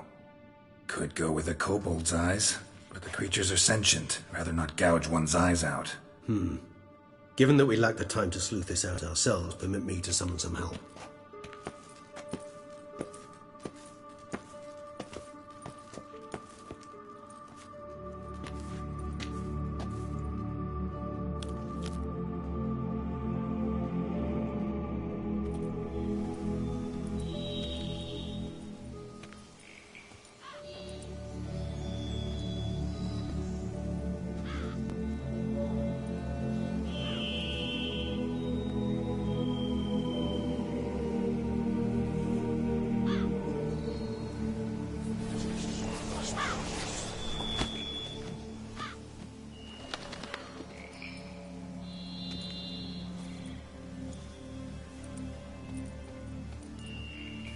What was that? A raven? Rather a common sight at this latitude. Very intelligent fowl. I asked him to look for the creatures you mentioned. Him and his brethren. Perhaps they'll find one in the area, and I would hazard that a flock of ravens will spy any said creature faster than a solitary witcher would. With all due respect to your skills, my friend. It will take them some time, nonetheless, so perhaps you'd care for a snifter of mandrake. Rarely say no to a snifter. Sadly, this is but a weak infusion rather than a proper distillate. Even better. I remember your mandrake hooch. Made people say things they'd have rather kept to themselves. Now, what could Geralt of Rivia prefer to keep to himself? Guess you missed my point, Regis. I was glad to hear it's not the hooch, because I don't want to talk about what I don't want to talk about. Oh, I understood you far better than you think. Allow me to reveal a secret. My mandrake distillate possesses no particular tongue-loosening powers. Those who drink it and talk simply have burdens they wish to lift off their shoulders. The hooch is but a convenient excuse, a cover that justifies their sudden candidness to themselves. All right, you first. Any burdens you want to unload? Vampires lead highly interesting lives. Bet you've got some good secrets. Anything in particular interest you?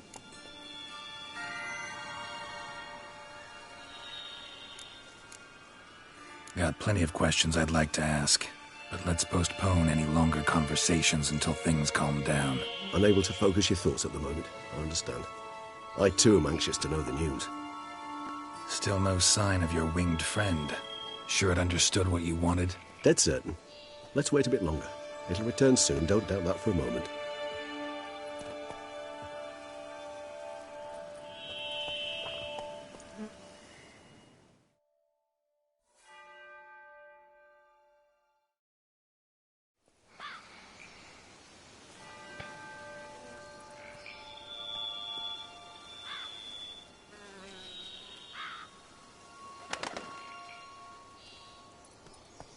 Ever vigilant, even in his sleep. Quite vampire-like, in fact. Are you absolutely certain they don't administer a few of our genes during the trial of the grasses?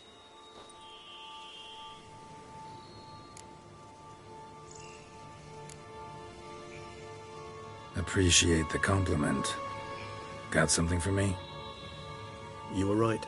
No kobolds or mamoons for miles around. Knew it. Allow me to finish. You see, there's this spotted white.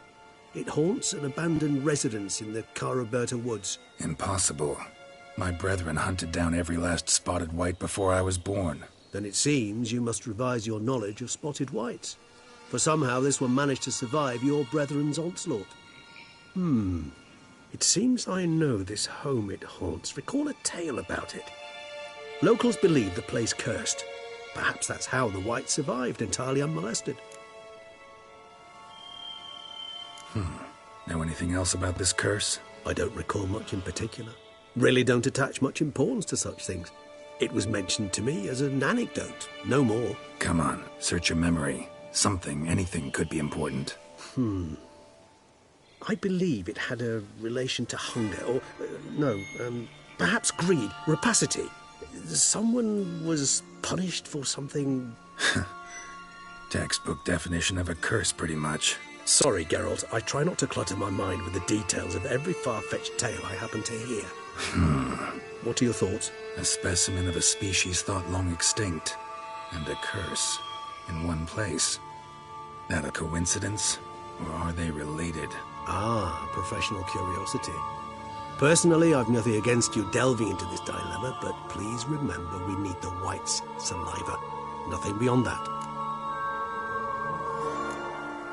Whites rarely appear in the woods, even less likely to find them in abandoned human homes.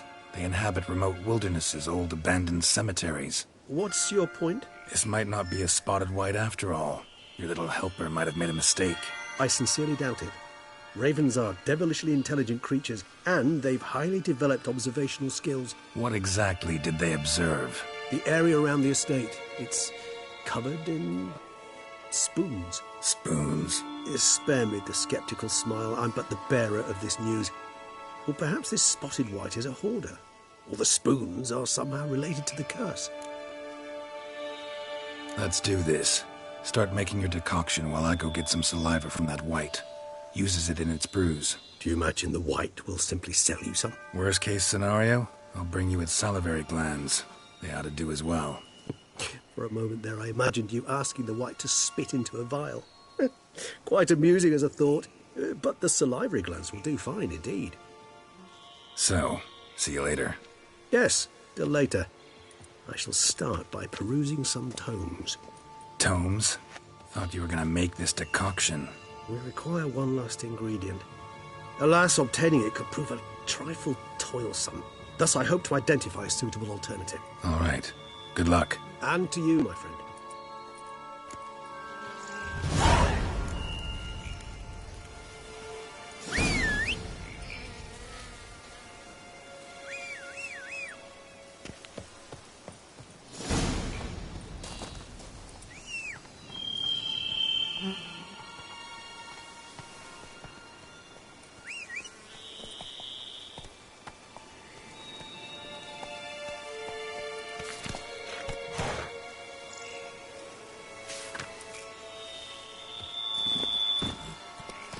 Come on, Roach.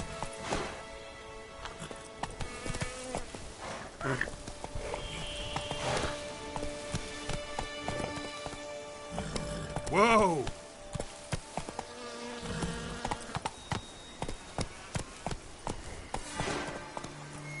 Go, go.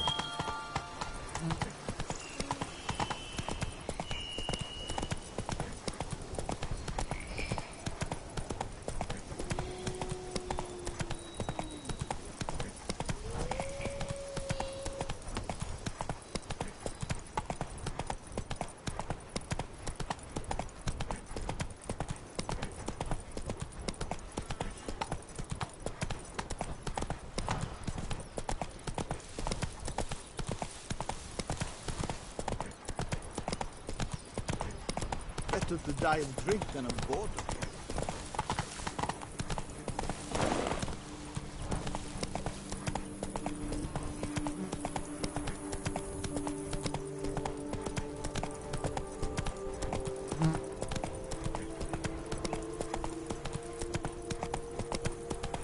The dressings, bandages.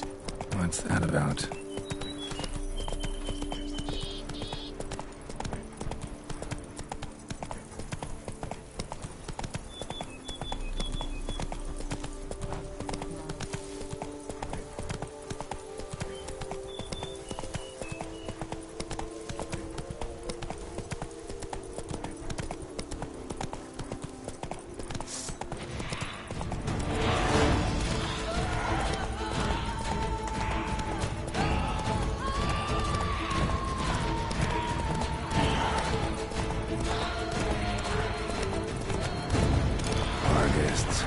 Never a good omen.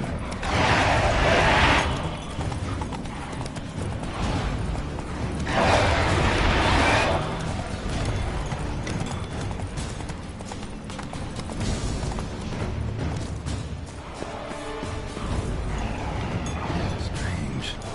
I sense that the spoons are beating out some kind of rhythm. A message. Trying to tell me something.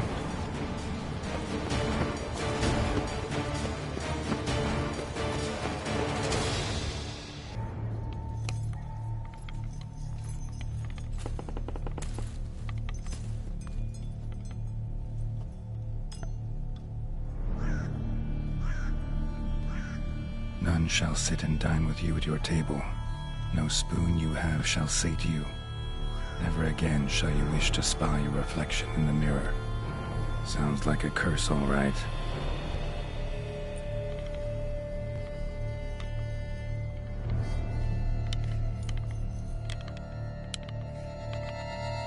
Somebody's clearly obsessed. Regis mentioned the place might be cursed. Can't be a coincidence. Need to look around.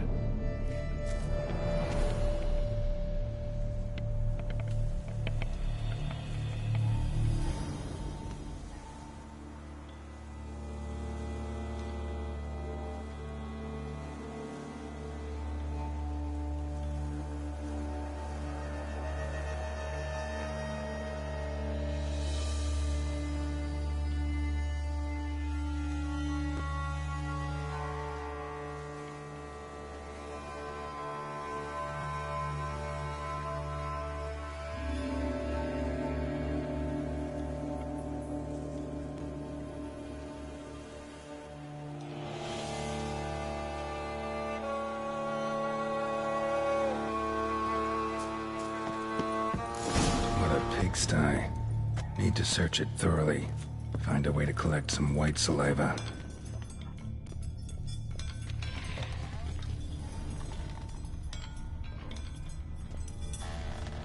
No spoon you have shall sate you. Whatever lives here treated that literally. Still searching for the right spoon.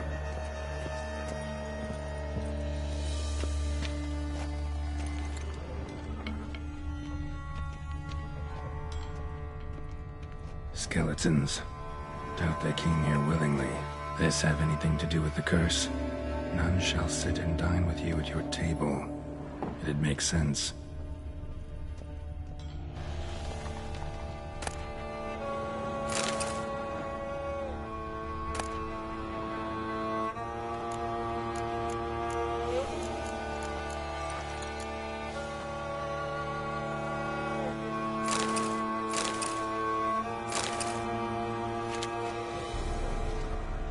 Woman's name scratched into this wooden spoon. Romantic. No claw or fang marks. Probably choked to death.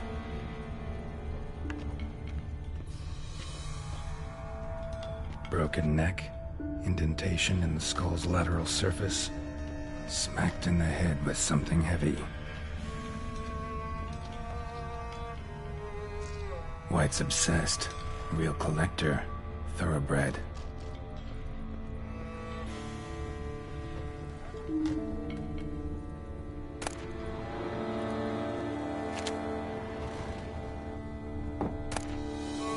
Spring key. Sophisticated crafting. Tag bears a description. White's a true collector. Spoon. Pretty ordinary. Maybe a little old.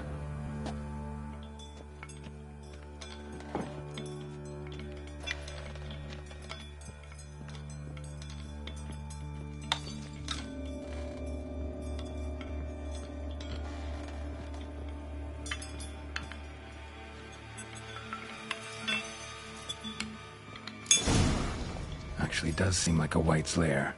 Bit atypical, but still. Cauldron should be somewhere around here. Another spoon. Yep, just as normal as the last one.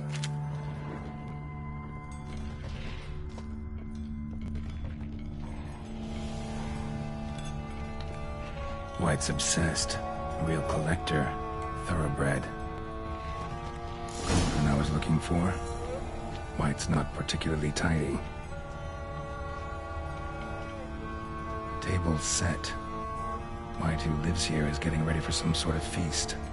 White that lives here, definitely afflicted by a curse, and it's been trying desperately to lift it. Cauldron is empty, unfortunately. Regis needs some brew. Afraid he won't get that. No choice but to hide and wait for the saliva glands, and their bearer. Need a spot that'll let me observe the cauldron. Spoon, pretty ordinary. Maybe a little old.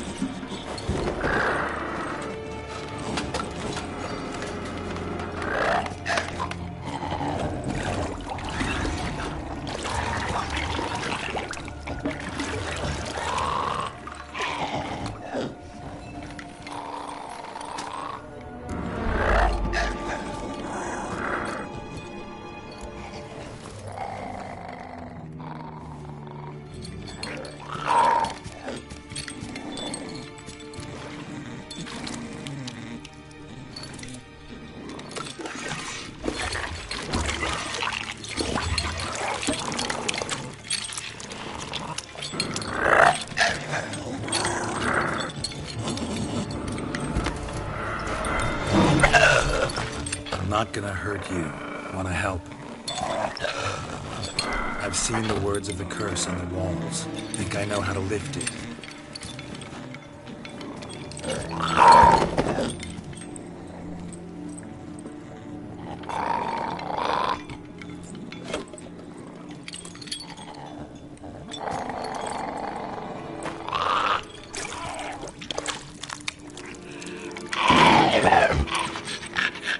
Tried to bring folk here, convince them to sit at the table with you, right?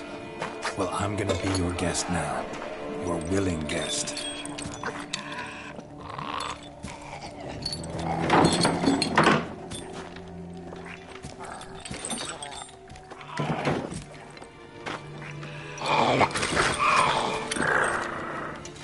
Just need a bit for Regis. And now we'll tend to you.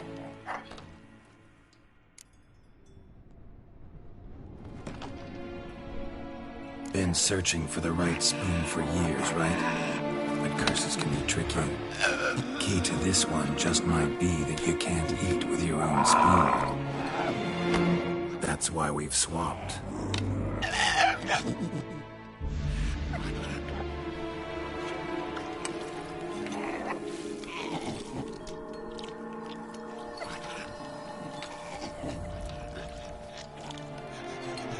This isn't right. I missed something?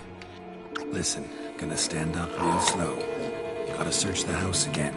Sit tight, I'll be right back. Calm down.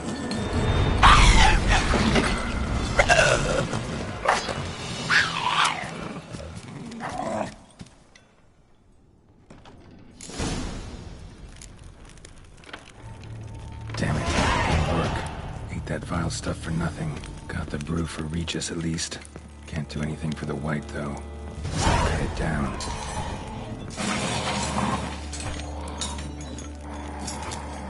Seems I'll have to kill the white in its own junkie.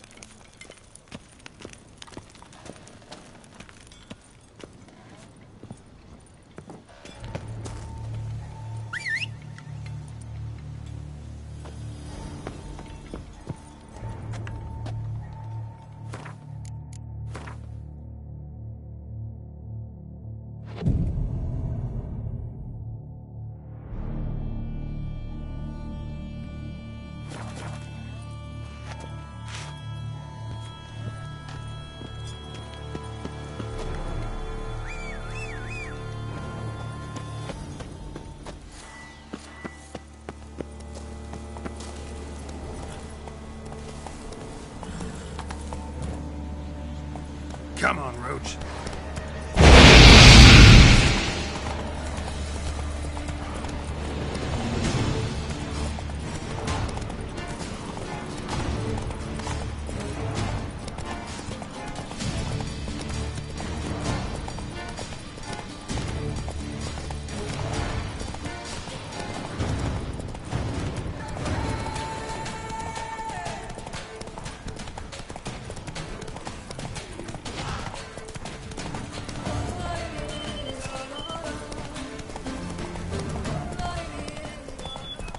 Dressings, bandages.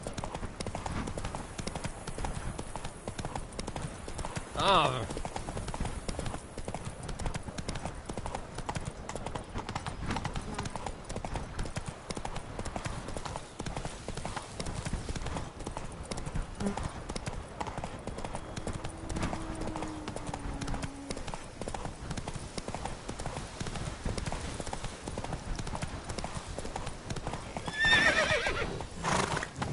That's it, Roach.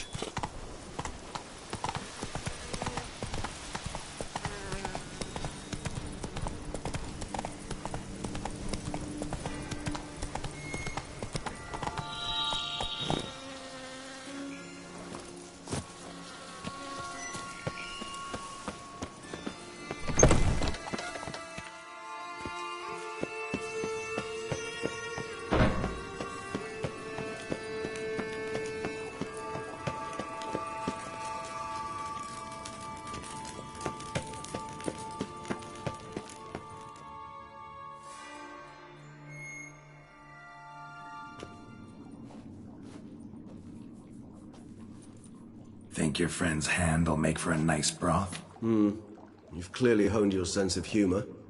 But we are not cannibals, Geralt. I took a fragment of tissue from the hand. It will suffice to prepare some resonance. What did you do with the rest? I cremated it, as our codex commands. A raven told me you'd acquired the necessary ingredient. Send your spies after me? My watchers. Were something to go wrong, I could then arrive quickly to help. Managed fine alone, but thanks for the thought. Gonna need much longer to finish brewing resonance? Mentioned a last ingredient, too. What about that? That, I fear, might prove troublesome. You see, to use the concoction to summon the memories of one, the solution must contain the blood of another specimen of the same species. Shouldn't be a problem. I happen to know a higher vampire who should be willing to help. Right, Regis? It's not that simple, I'm afraid. While you were away, I tried my damnedest to identify a replacement, but, alas, none such exists. Not sure I understand what the problem is. Can't we just draw some of your blood? The blood must be in an agitated state. As I'm certain you know, higher vampires can change their corporeal shell. As our flesh changes, so does our blood's chemical composition. To make a long story short, I shall need to induce in myself a state of strong psychokinetic arousal. In brief, madness, rabidity. And that stands to be very, very dangerous.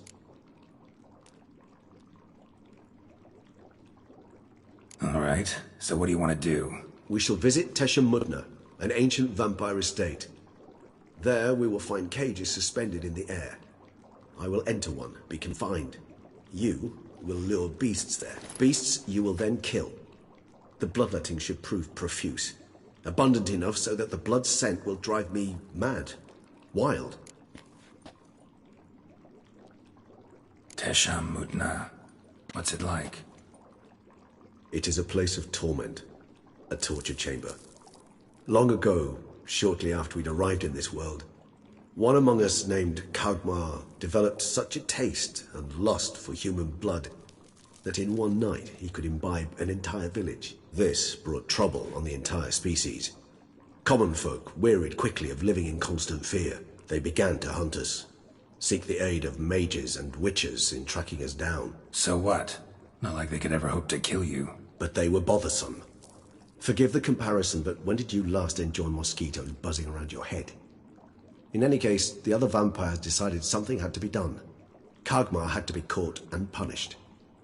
A torture chamber was thus outfitted in the dungeons of Teshamudna. Inside it, a cage made entirely of a special alloy of silver, dalvinite, and meteorite steel. Kagmar was captured and locked in the cage. Sat there over 2 centuries, driven to fury time after time, never able to escape. Thus I know the cage will withstand the fury to which we shall drive my humble being. See no reason to dawdle. Tesham Mutna. Take me there. In a moment. Just one last thing.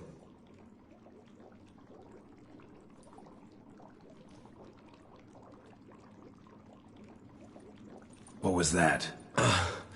Blood. Oh, the last favor the Raven did me. I've also taken some Sancurium, a solution that sharpens one's sense of smell. 1 drop of blood shall smell like a gallon to me now. You crazy? You're a recovering addict. Your outrage warms my heart, Geralt. But you must remain calm. I have no choice.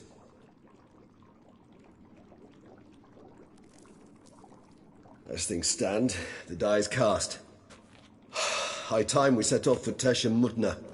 My head's spinning already, and you're starting to smell quite tasty. And you're starting to scare me.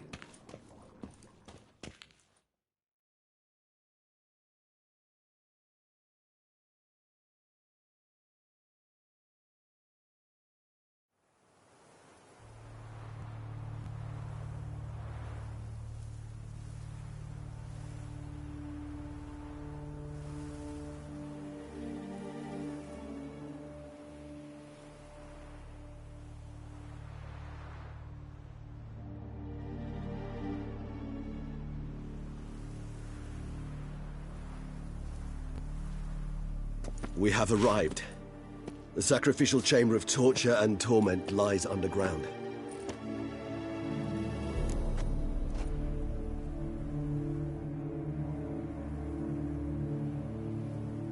You lead.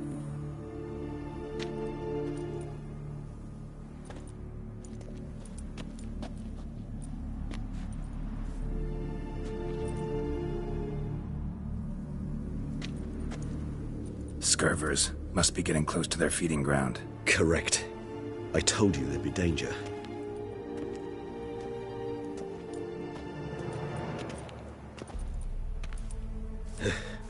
Beyond this wall lies an ancient vampire dungeon.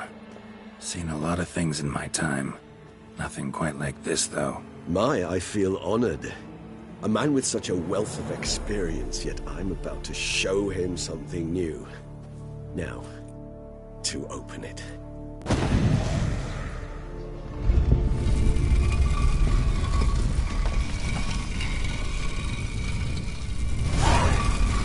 How the hell? It's an ancient form of protection against unwanted guests. The mechanism which releases the latch reacts only to a higher vampire's blood. Tricky mechanisms, a vampire hideout. Fortified, secured. Must have been important to your species once, Toussaint. It shall always be so. During the conjunction, the gate from our well into this one opened upon this land and no other. This was the first place we saw.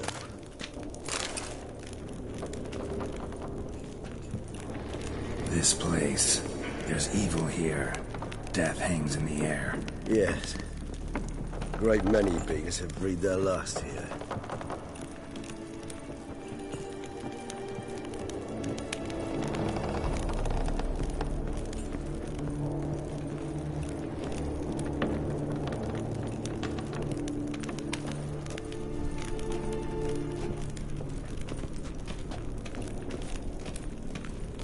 Cells? Who for? Disgraceful. Excruciatingly so, this particular page from our history. I'd rather not summon the demons of the past if it's all right with you.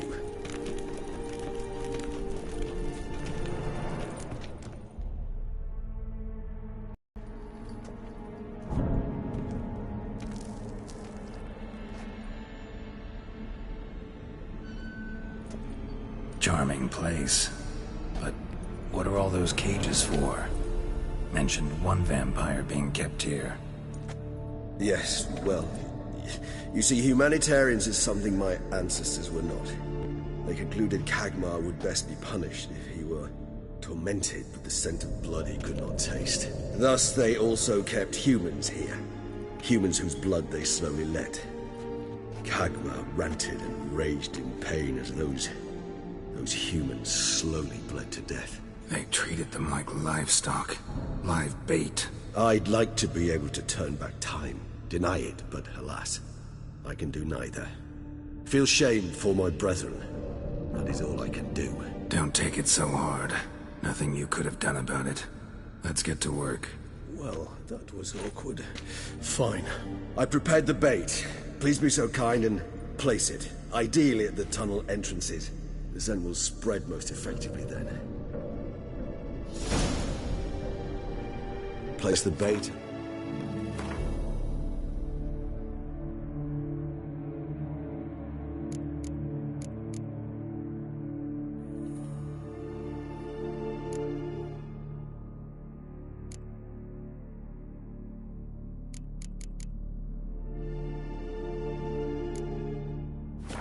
Tunnel entrances. Monsters will catch its scent more quickly. When I think how these tunnels got here, send shivers. It was the natural order of things. The place reeked of death and attracted necrophages.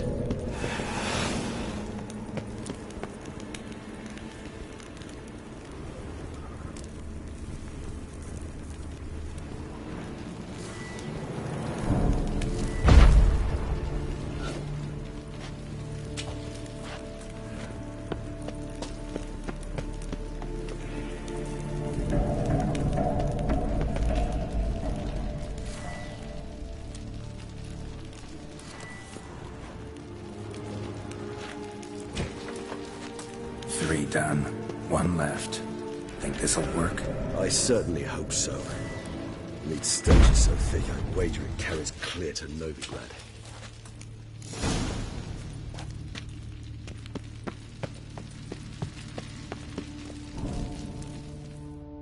Bait set. What now? I shall enter the cage. You must chain me inside. The bars are made of an alloy that will prevent me from transforming into mist. Kinda thought you wouldn't want to. I shall be in great pain. My sole thought being to stop that pain. I cannot know what I will do.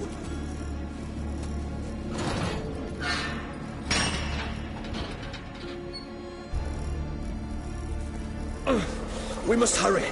The beasts have caught the scent, and also my head started spinning. That the blood?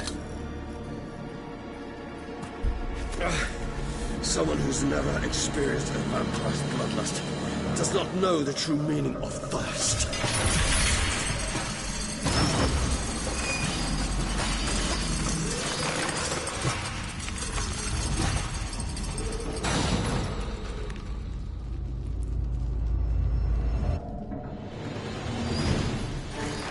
Maybe we need a safe word.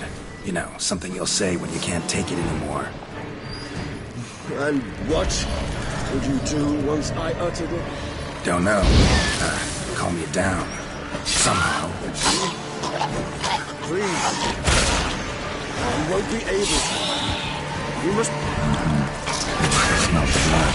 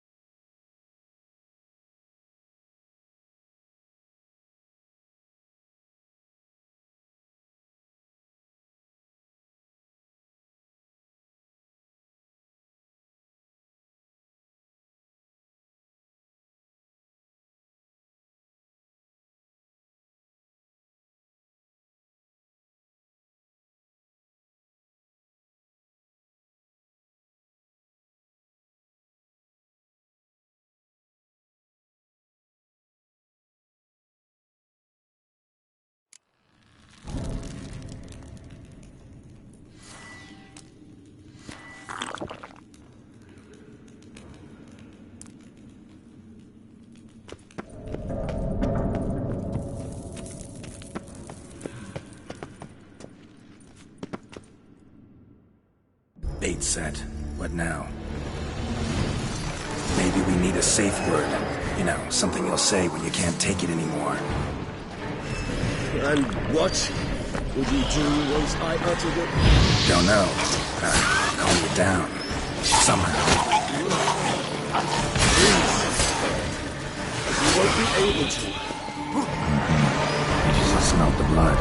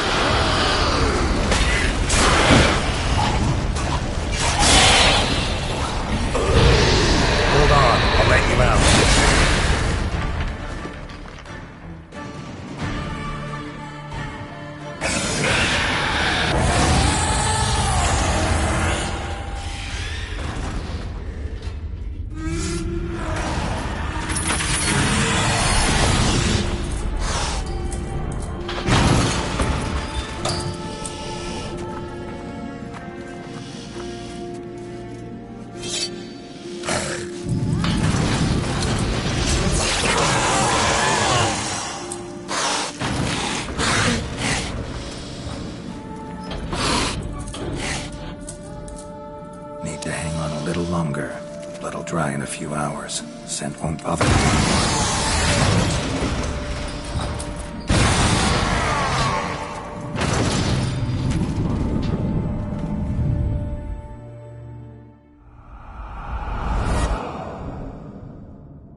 Get you out of here.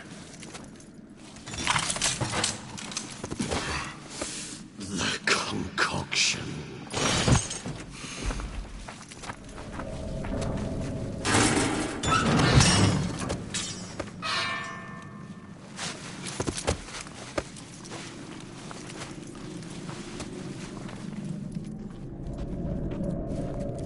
Finish it in this state.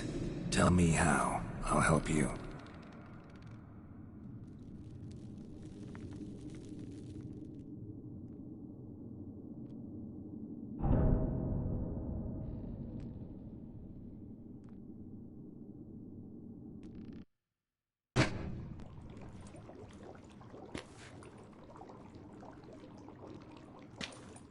Any better? Far from ideal. And some time must pass before I fully recover. But yes, a bit better, thank you.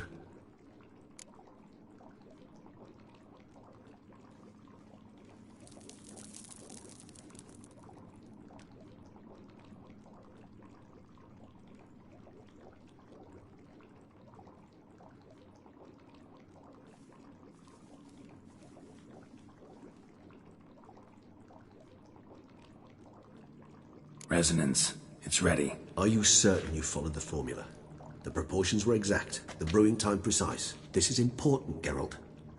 The slightest deviation could cost even a witcher dearly. Relax. Got some experience brewing potions. Very well. In that case, let's begin.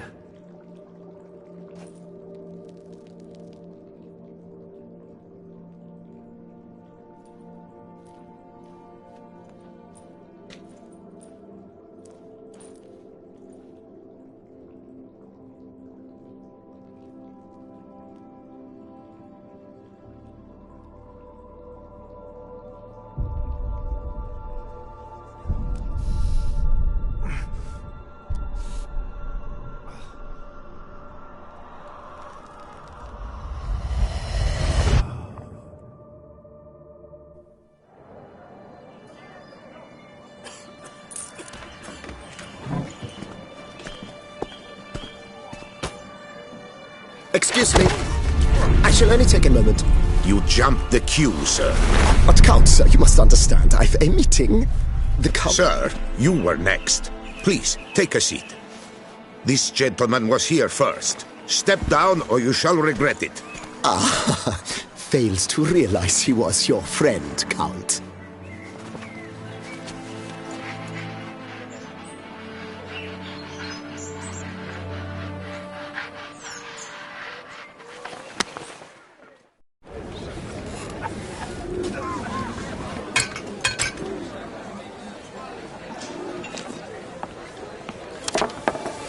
It was then I ordered him to give up his seat and step off the stand. If only you'd seen his face. We got him good, didn't we, Detlef?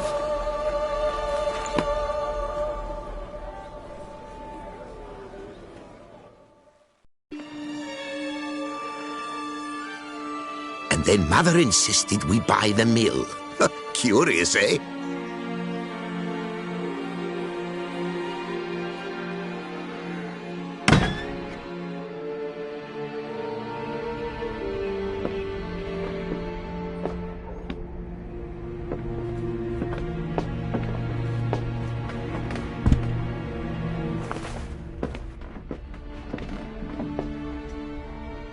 But at least I've a yarn to spin for friends and associates. Forgive me. What?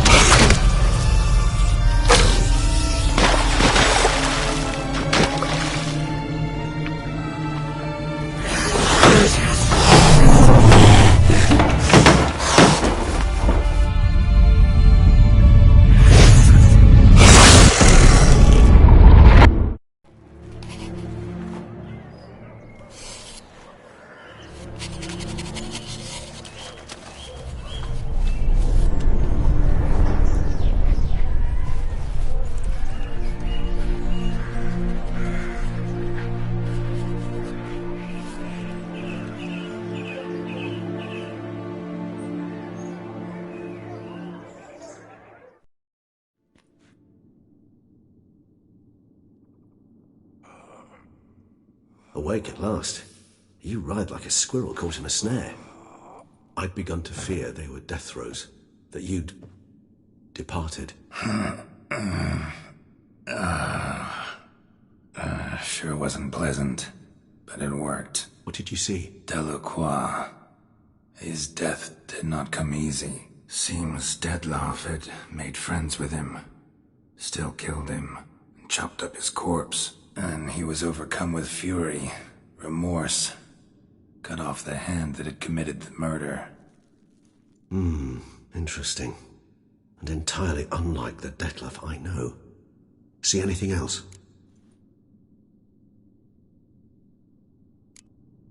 There was something. Showed up twice in the vision. A bootblack stand. Detlef first met Delacroix there. Went back after the murder, actually. Peculiar. Stand was somewhere in the port district. And the bootblack acted as if he knew Detlef. That would be even odder. Perhaps we should have a chat with the lad. Though I would expect no breakthroughs. It's our only lead. I'll go talk to him.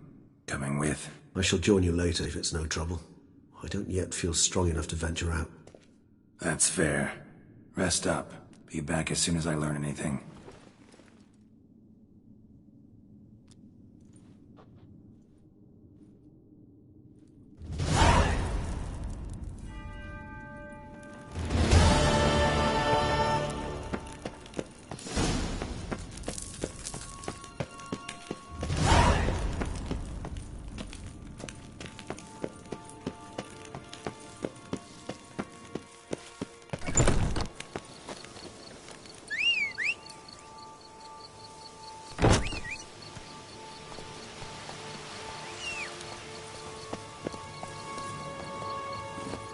Faster.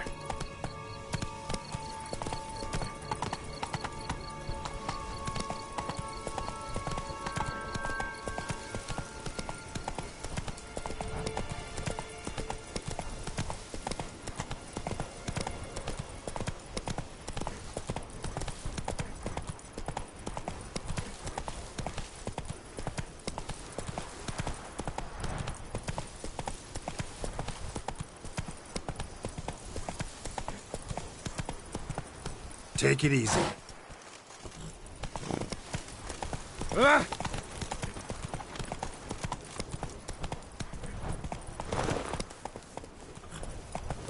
Whoa there, Roach.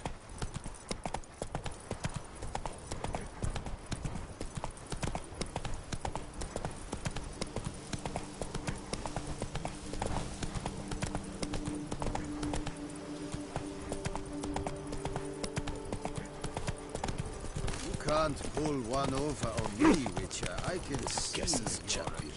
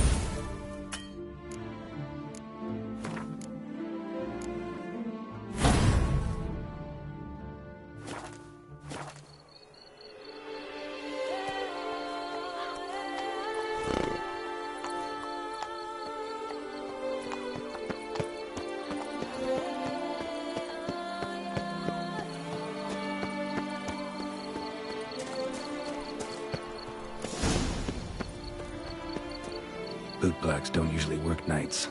Need to come back during the day.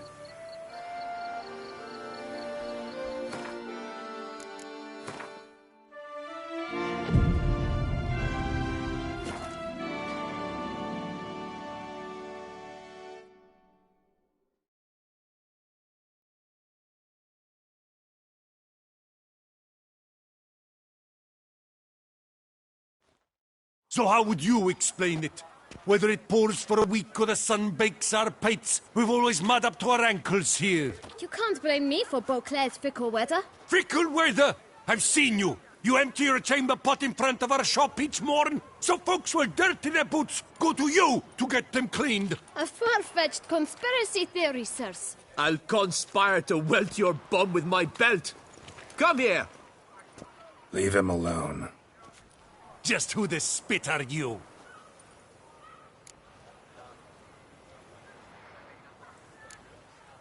A witcher, and I'd advise you to go back where you came from. I thought witches defend men from monsters, not cheats from justice. Need to talk to the boy. You can chat to him all you like, after we tan his hide. So stand down. Not gonna happen. Won't it? Well, then we'll thrash you as well, which is all the same to me. Oh, bad move. We'll break your legs, vagrant! Teach you to help scofflaws and cheats. I'll take him from the left. All together, on three!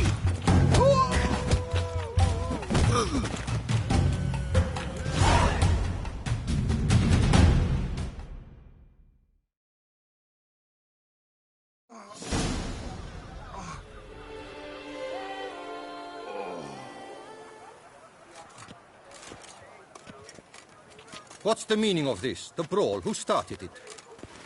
I'm investigating the beast, on the Duchess's orders. Ah, yes. We've heard of you. And these men, what are they doing?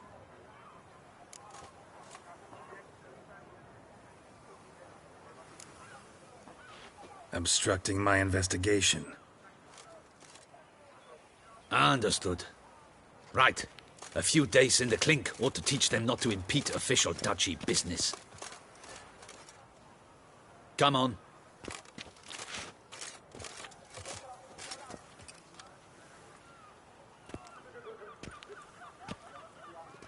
You're very good with your fists, sir.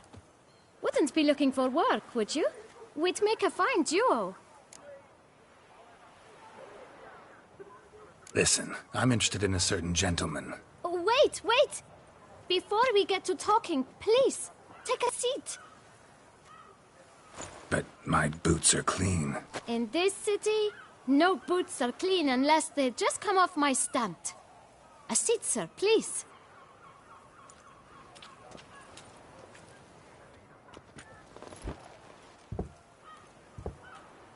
So then, who was it you wanted to ask about? One of your patrons. Tall, elegant black frock. Not from around here. An arrival? Indeed. I hear a faint bell ringing. A modest sum might make it sing out loud and clear. How much? Let's say 500 crowns. What? Gotta be kidding me. What would you even do with that kind of coin? Expand my venture. I'm sure you can imagine. Have a proper stand with a big sign. I want a new box too. New polishes, new brushes.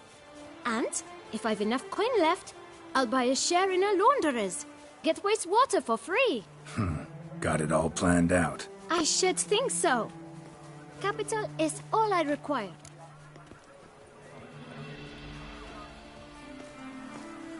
All right. Let's see if we can't figure something out.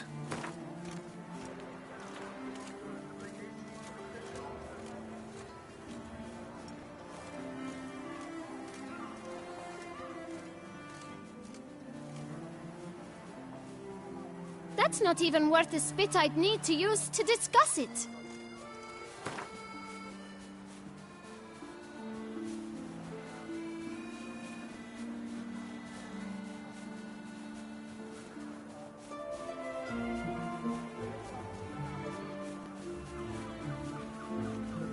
Out of the question. Quite simply, no. Guess I can agree to that. 1,000 thanks. I shan't forget it. Now to the matter at hand. I know the fellow you seek, though I don't know his name. A steady patron. Gets his boots cleaned every few days. He's very good to me. Always pays me a premium. Know where I might find him? No, but you could wait here. Perhaps he'll stop by. Don't have the time for that. Sure you don't know where to find him? Or maybe notice which direction he came from? When I clean boots, sir, I do not look up to see where folk come from. I clean. It seems you're having a rough go of it. Oh, you're here. Feeling better? I am, thank you. The local necropolis. The air does wonders for me. Now, if I might intercede, I dare say I've the right question to ask. Young man, you see this vial? One drop added to your boot polish will help you wipe even the most encrusted boot clean as the dome of St. Lebioda's Cathedral. With it, you will serve 3 times as many patrons at a fraction of the effort, and piles more coin. I'm prepared to give you this vial if you tell me where the man we seek lives. But you won't hurt him, will you? The gentleman's art, true, but he's kind. In point of fact, he's a friend. Yet we had a falling out of sorts and would like to straighten matters out. I leave his boots at the door of a house near the port. The door is red, but I do not know if the gentleman lives there. Worth checking. Might happen on a lead. Would you let me scrape the dirt off your kickers before you go? With all due respect, sirs, your boots could stand a cleaning. Thank you. Perhaps later.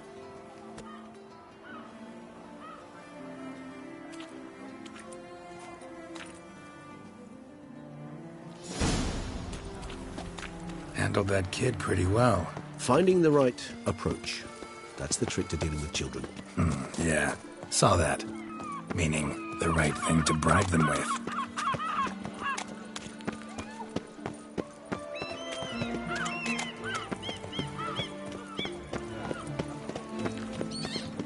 Red door. One the bootblack mentioned.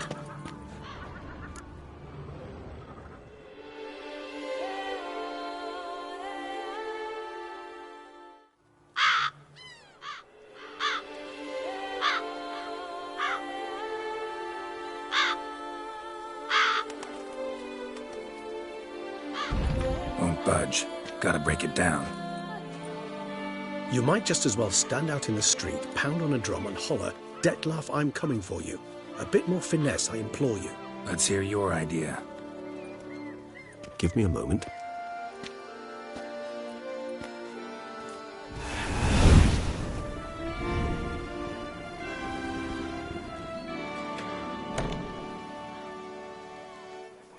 Nice. Ever consider becoming a burglar? Skill like that'd come in awful handy. I considered it briefly, but ultimately concluded it would be terribly dull. Come.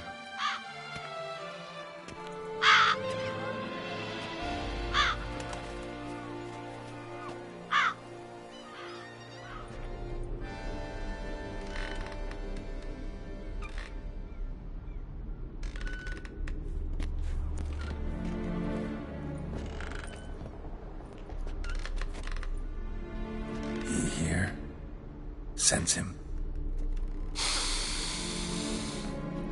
No, he's not here, but he was here recently. His scent is still strong.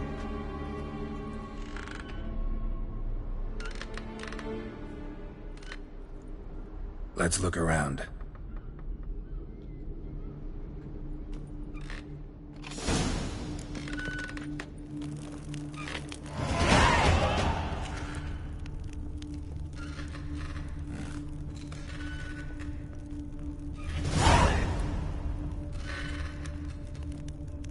Old toy.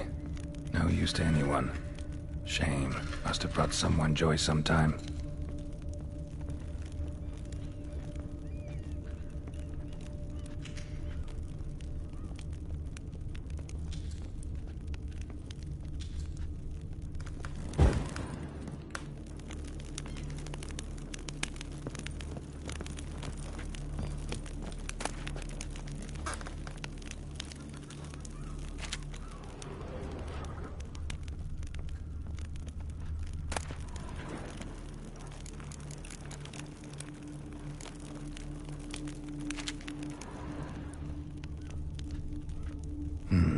Somebody fixed this recently.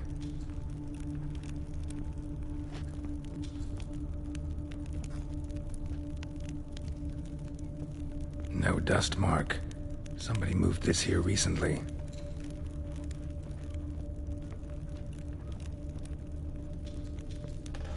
Attic. Let's go. So this is his nest. Need to look around.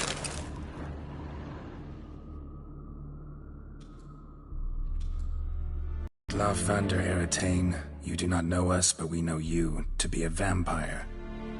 We know also of your weakness for the wench they call Renawed. Now you know this. We shall chain her down and let rats feed on her. We shall flay the skin from her flesh. Yet you can save her. You need but travel to Beauclair, where you shall slay 5 men in the manner we prescribe. You must complete the killing in 3 days. Fail, and the next letter you receive will contain a memento of your failure. Your beloved's finger. There you have it. Proof positive Detlef killed not of his own accord. A blackmailer sunk his claws into him. Who's Renawed? His one-time lover. The sole human woman with whom he was very close. Because she accepted him. With her aid and care, he found a place for himself in this hostile world. She began the work that I strive to continue. Ever meet her? Never had the pleasure, alas. She deserted him the time before he came round to save me, though he always claimed she'd gone missing. Take it you have your doubts. I know humans better than he does. Their capacity to be disloyal, dishonest, I also know she took her things. Not something one associates with the kidnapped, or those who disappear against their will. I'll save you the trouble of asking. No, I don't know why she left. I can, however, hazard a guess that Detlef grew angry one day, showed another, more monstrous side. Detlef's anger could frighten anyone off, though most who see it get no chance to flee. Detlef have trouble letting go, accepting that she'd left him? Is that so hard to believe? Do you know no humans who've struggled with just such a thing? And Detlef is so much more emotional than most humans. Not only was she his beloved, his lover, his mate, she was a member of his pack. And one never leaves one's pack voluntarily. Even if Renawed did abandon him that time, looks like someone's actually kidnapped her this time. Hard to argue with that. And hard to foresee what he's prepared to do to free her, get her back. He's prepared to kill, that's clear. As would you be for Yennefer. He kills for he cares for her deeply. And that blood, those individuals, they mean nothing to him. Yeah, I get it now. He's out to rescue a female from his pack. Exactly. Right, so someone's blackmailing him. We know that. Still have no idea who. Need to look around some more.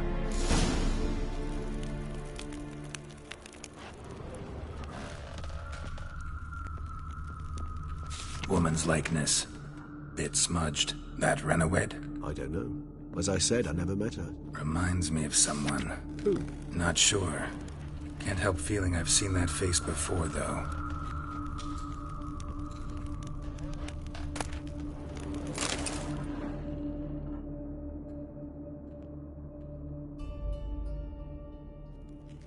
Look, slips of paper, name on each.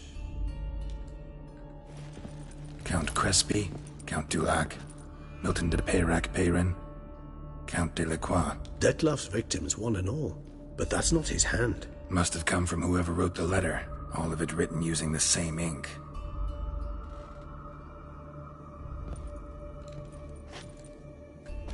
See the color? Ink was dyed with cinnabarite. Rare mineral, pretty much found only in Nazaire. But I fear it means very little.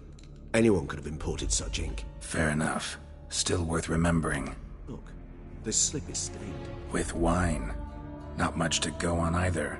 Especially not in Beauclair. Perhaps. Yet perhaps also worth remembering. Let's sum up what we know. Seems Detlef's being blackmailed. Someone's been feeding him his victims' names. All noted down using one and the same Nazari ink. And not in his handwriting. Not much. But enough to ascertain Detlef's innocence, clearly. Actually, it is. Detlef's being manipulated. Some lunatics turned him into a tool, making him kill. So it would seem.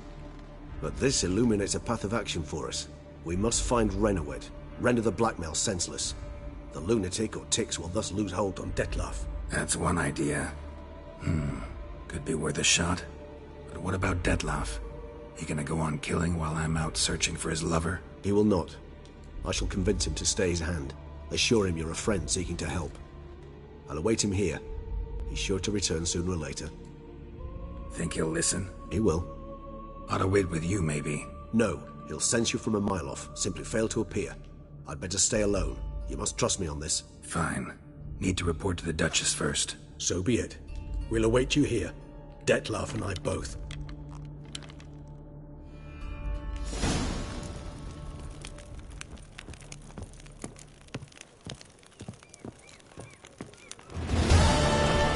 Now I shall sink you a song. 1, 2, 3, 5, 6, 7, 8.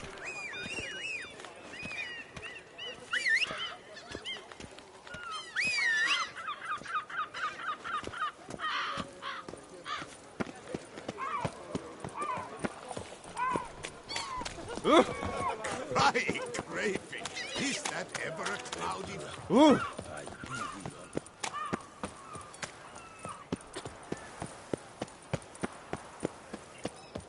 Come on. Who's snacks? A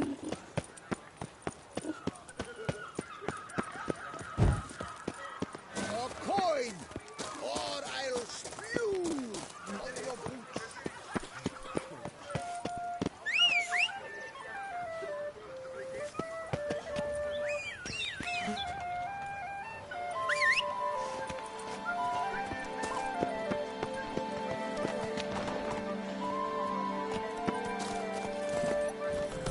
Move it!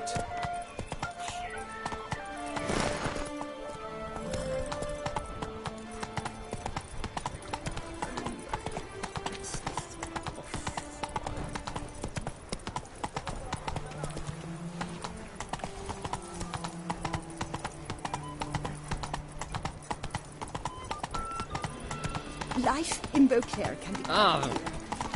Death, though. Ow! That's always free. Hey! I'm to have a little sister.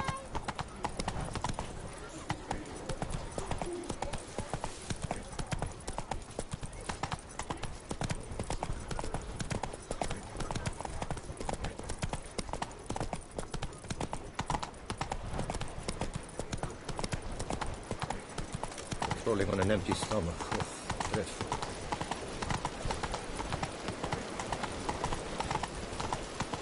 Stocks and the whip await those running riot. Don't you then?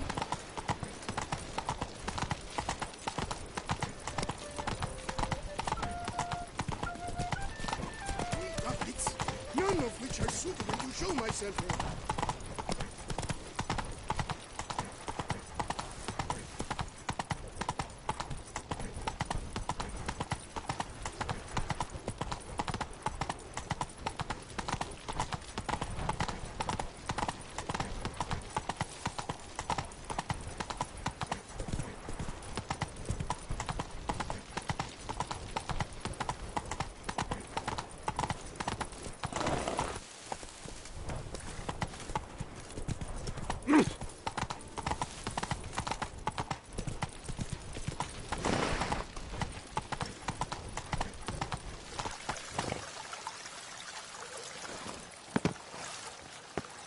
Best cure for the beast, a witcher. Your Grace, it's secure.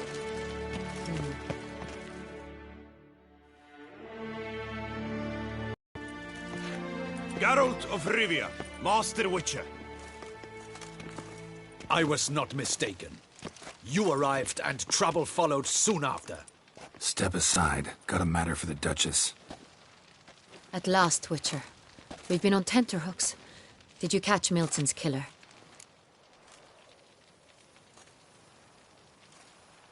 Found the beast of Beauclair. Just couldn't kill it.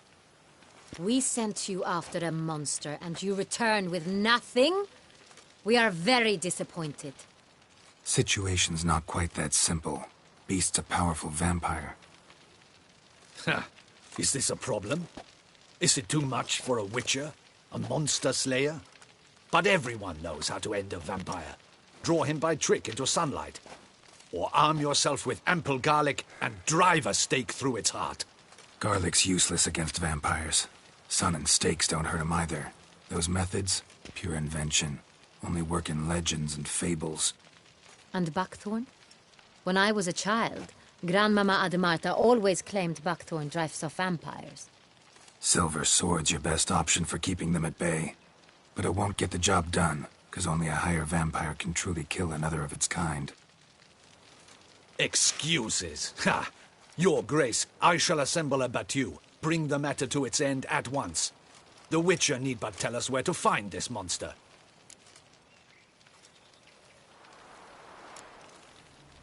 Go ahead. Send them to their death. Certain death.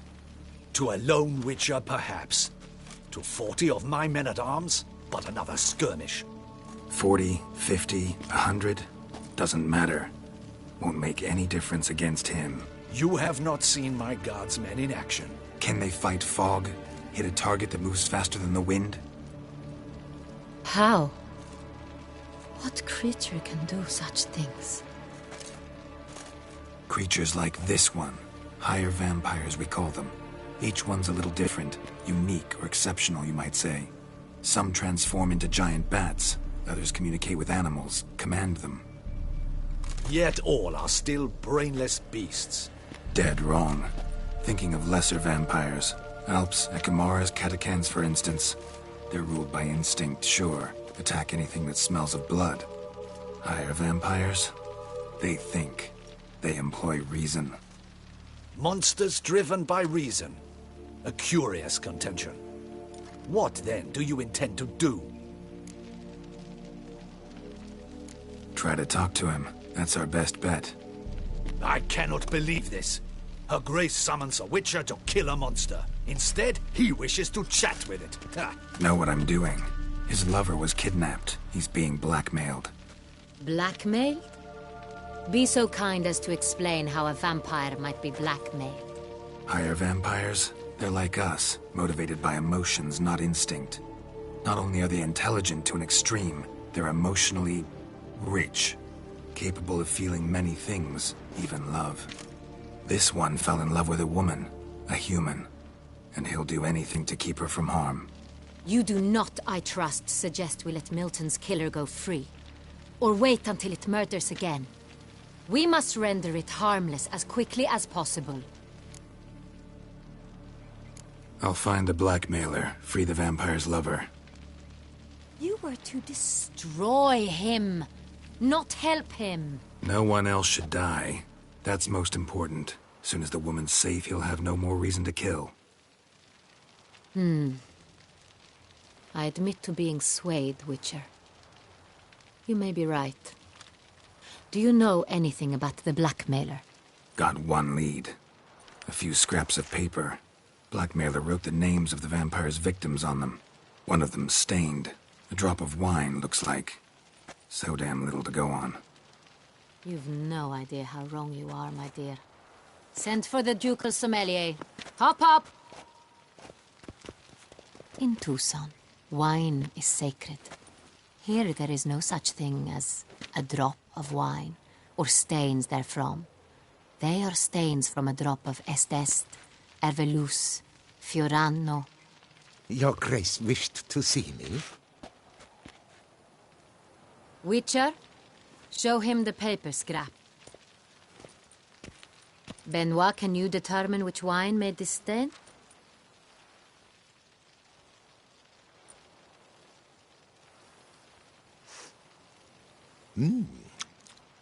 Yes.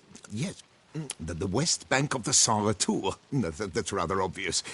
Aged in barrels of Beauclair oak. Hue, deep burgundy. Clarity, high. It's simple. Saint-Réal, the 1269 vintage. That's impossible. The wine is produced at Castel Ravello, especially and exclusively for the ducal table. Perhaps some Saint-Réal was stolen. We must go to the vineyard, see if there's not been an incident.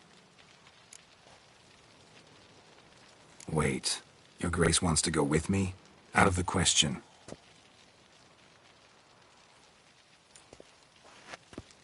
I hope you do not suppose we will sit on our ducal hiney and do nothing while our duchy is in grave danger. Your Grace, what you propose is far too dangerous. The Witcher should go alone. It pleases me to see you gentlemen finally agree on something. But I've made my decision. We shall go, accompanied by the best possible escorts. You, Captain, and Geralt. We will travel incognito. We've no wish to give the court any reason to gossip. For the duration of this mission, I release you from your obligation to adhere to court protocol. In short, from now on, I am Anna Henrietta, not your Grace. Yes, Your Grace. Witcher, are you ready? Yeah, ready to go. Excellent. Give me a moment. I must don something more appropriate and concealing. Then we will be off.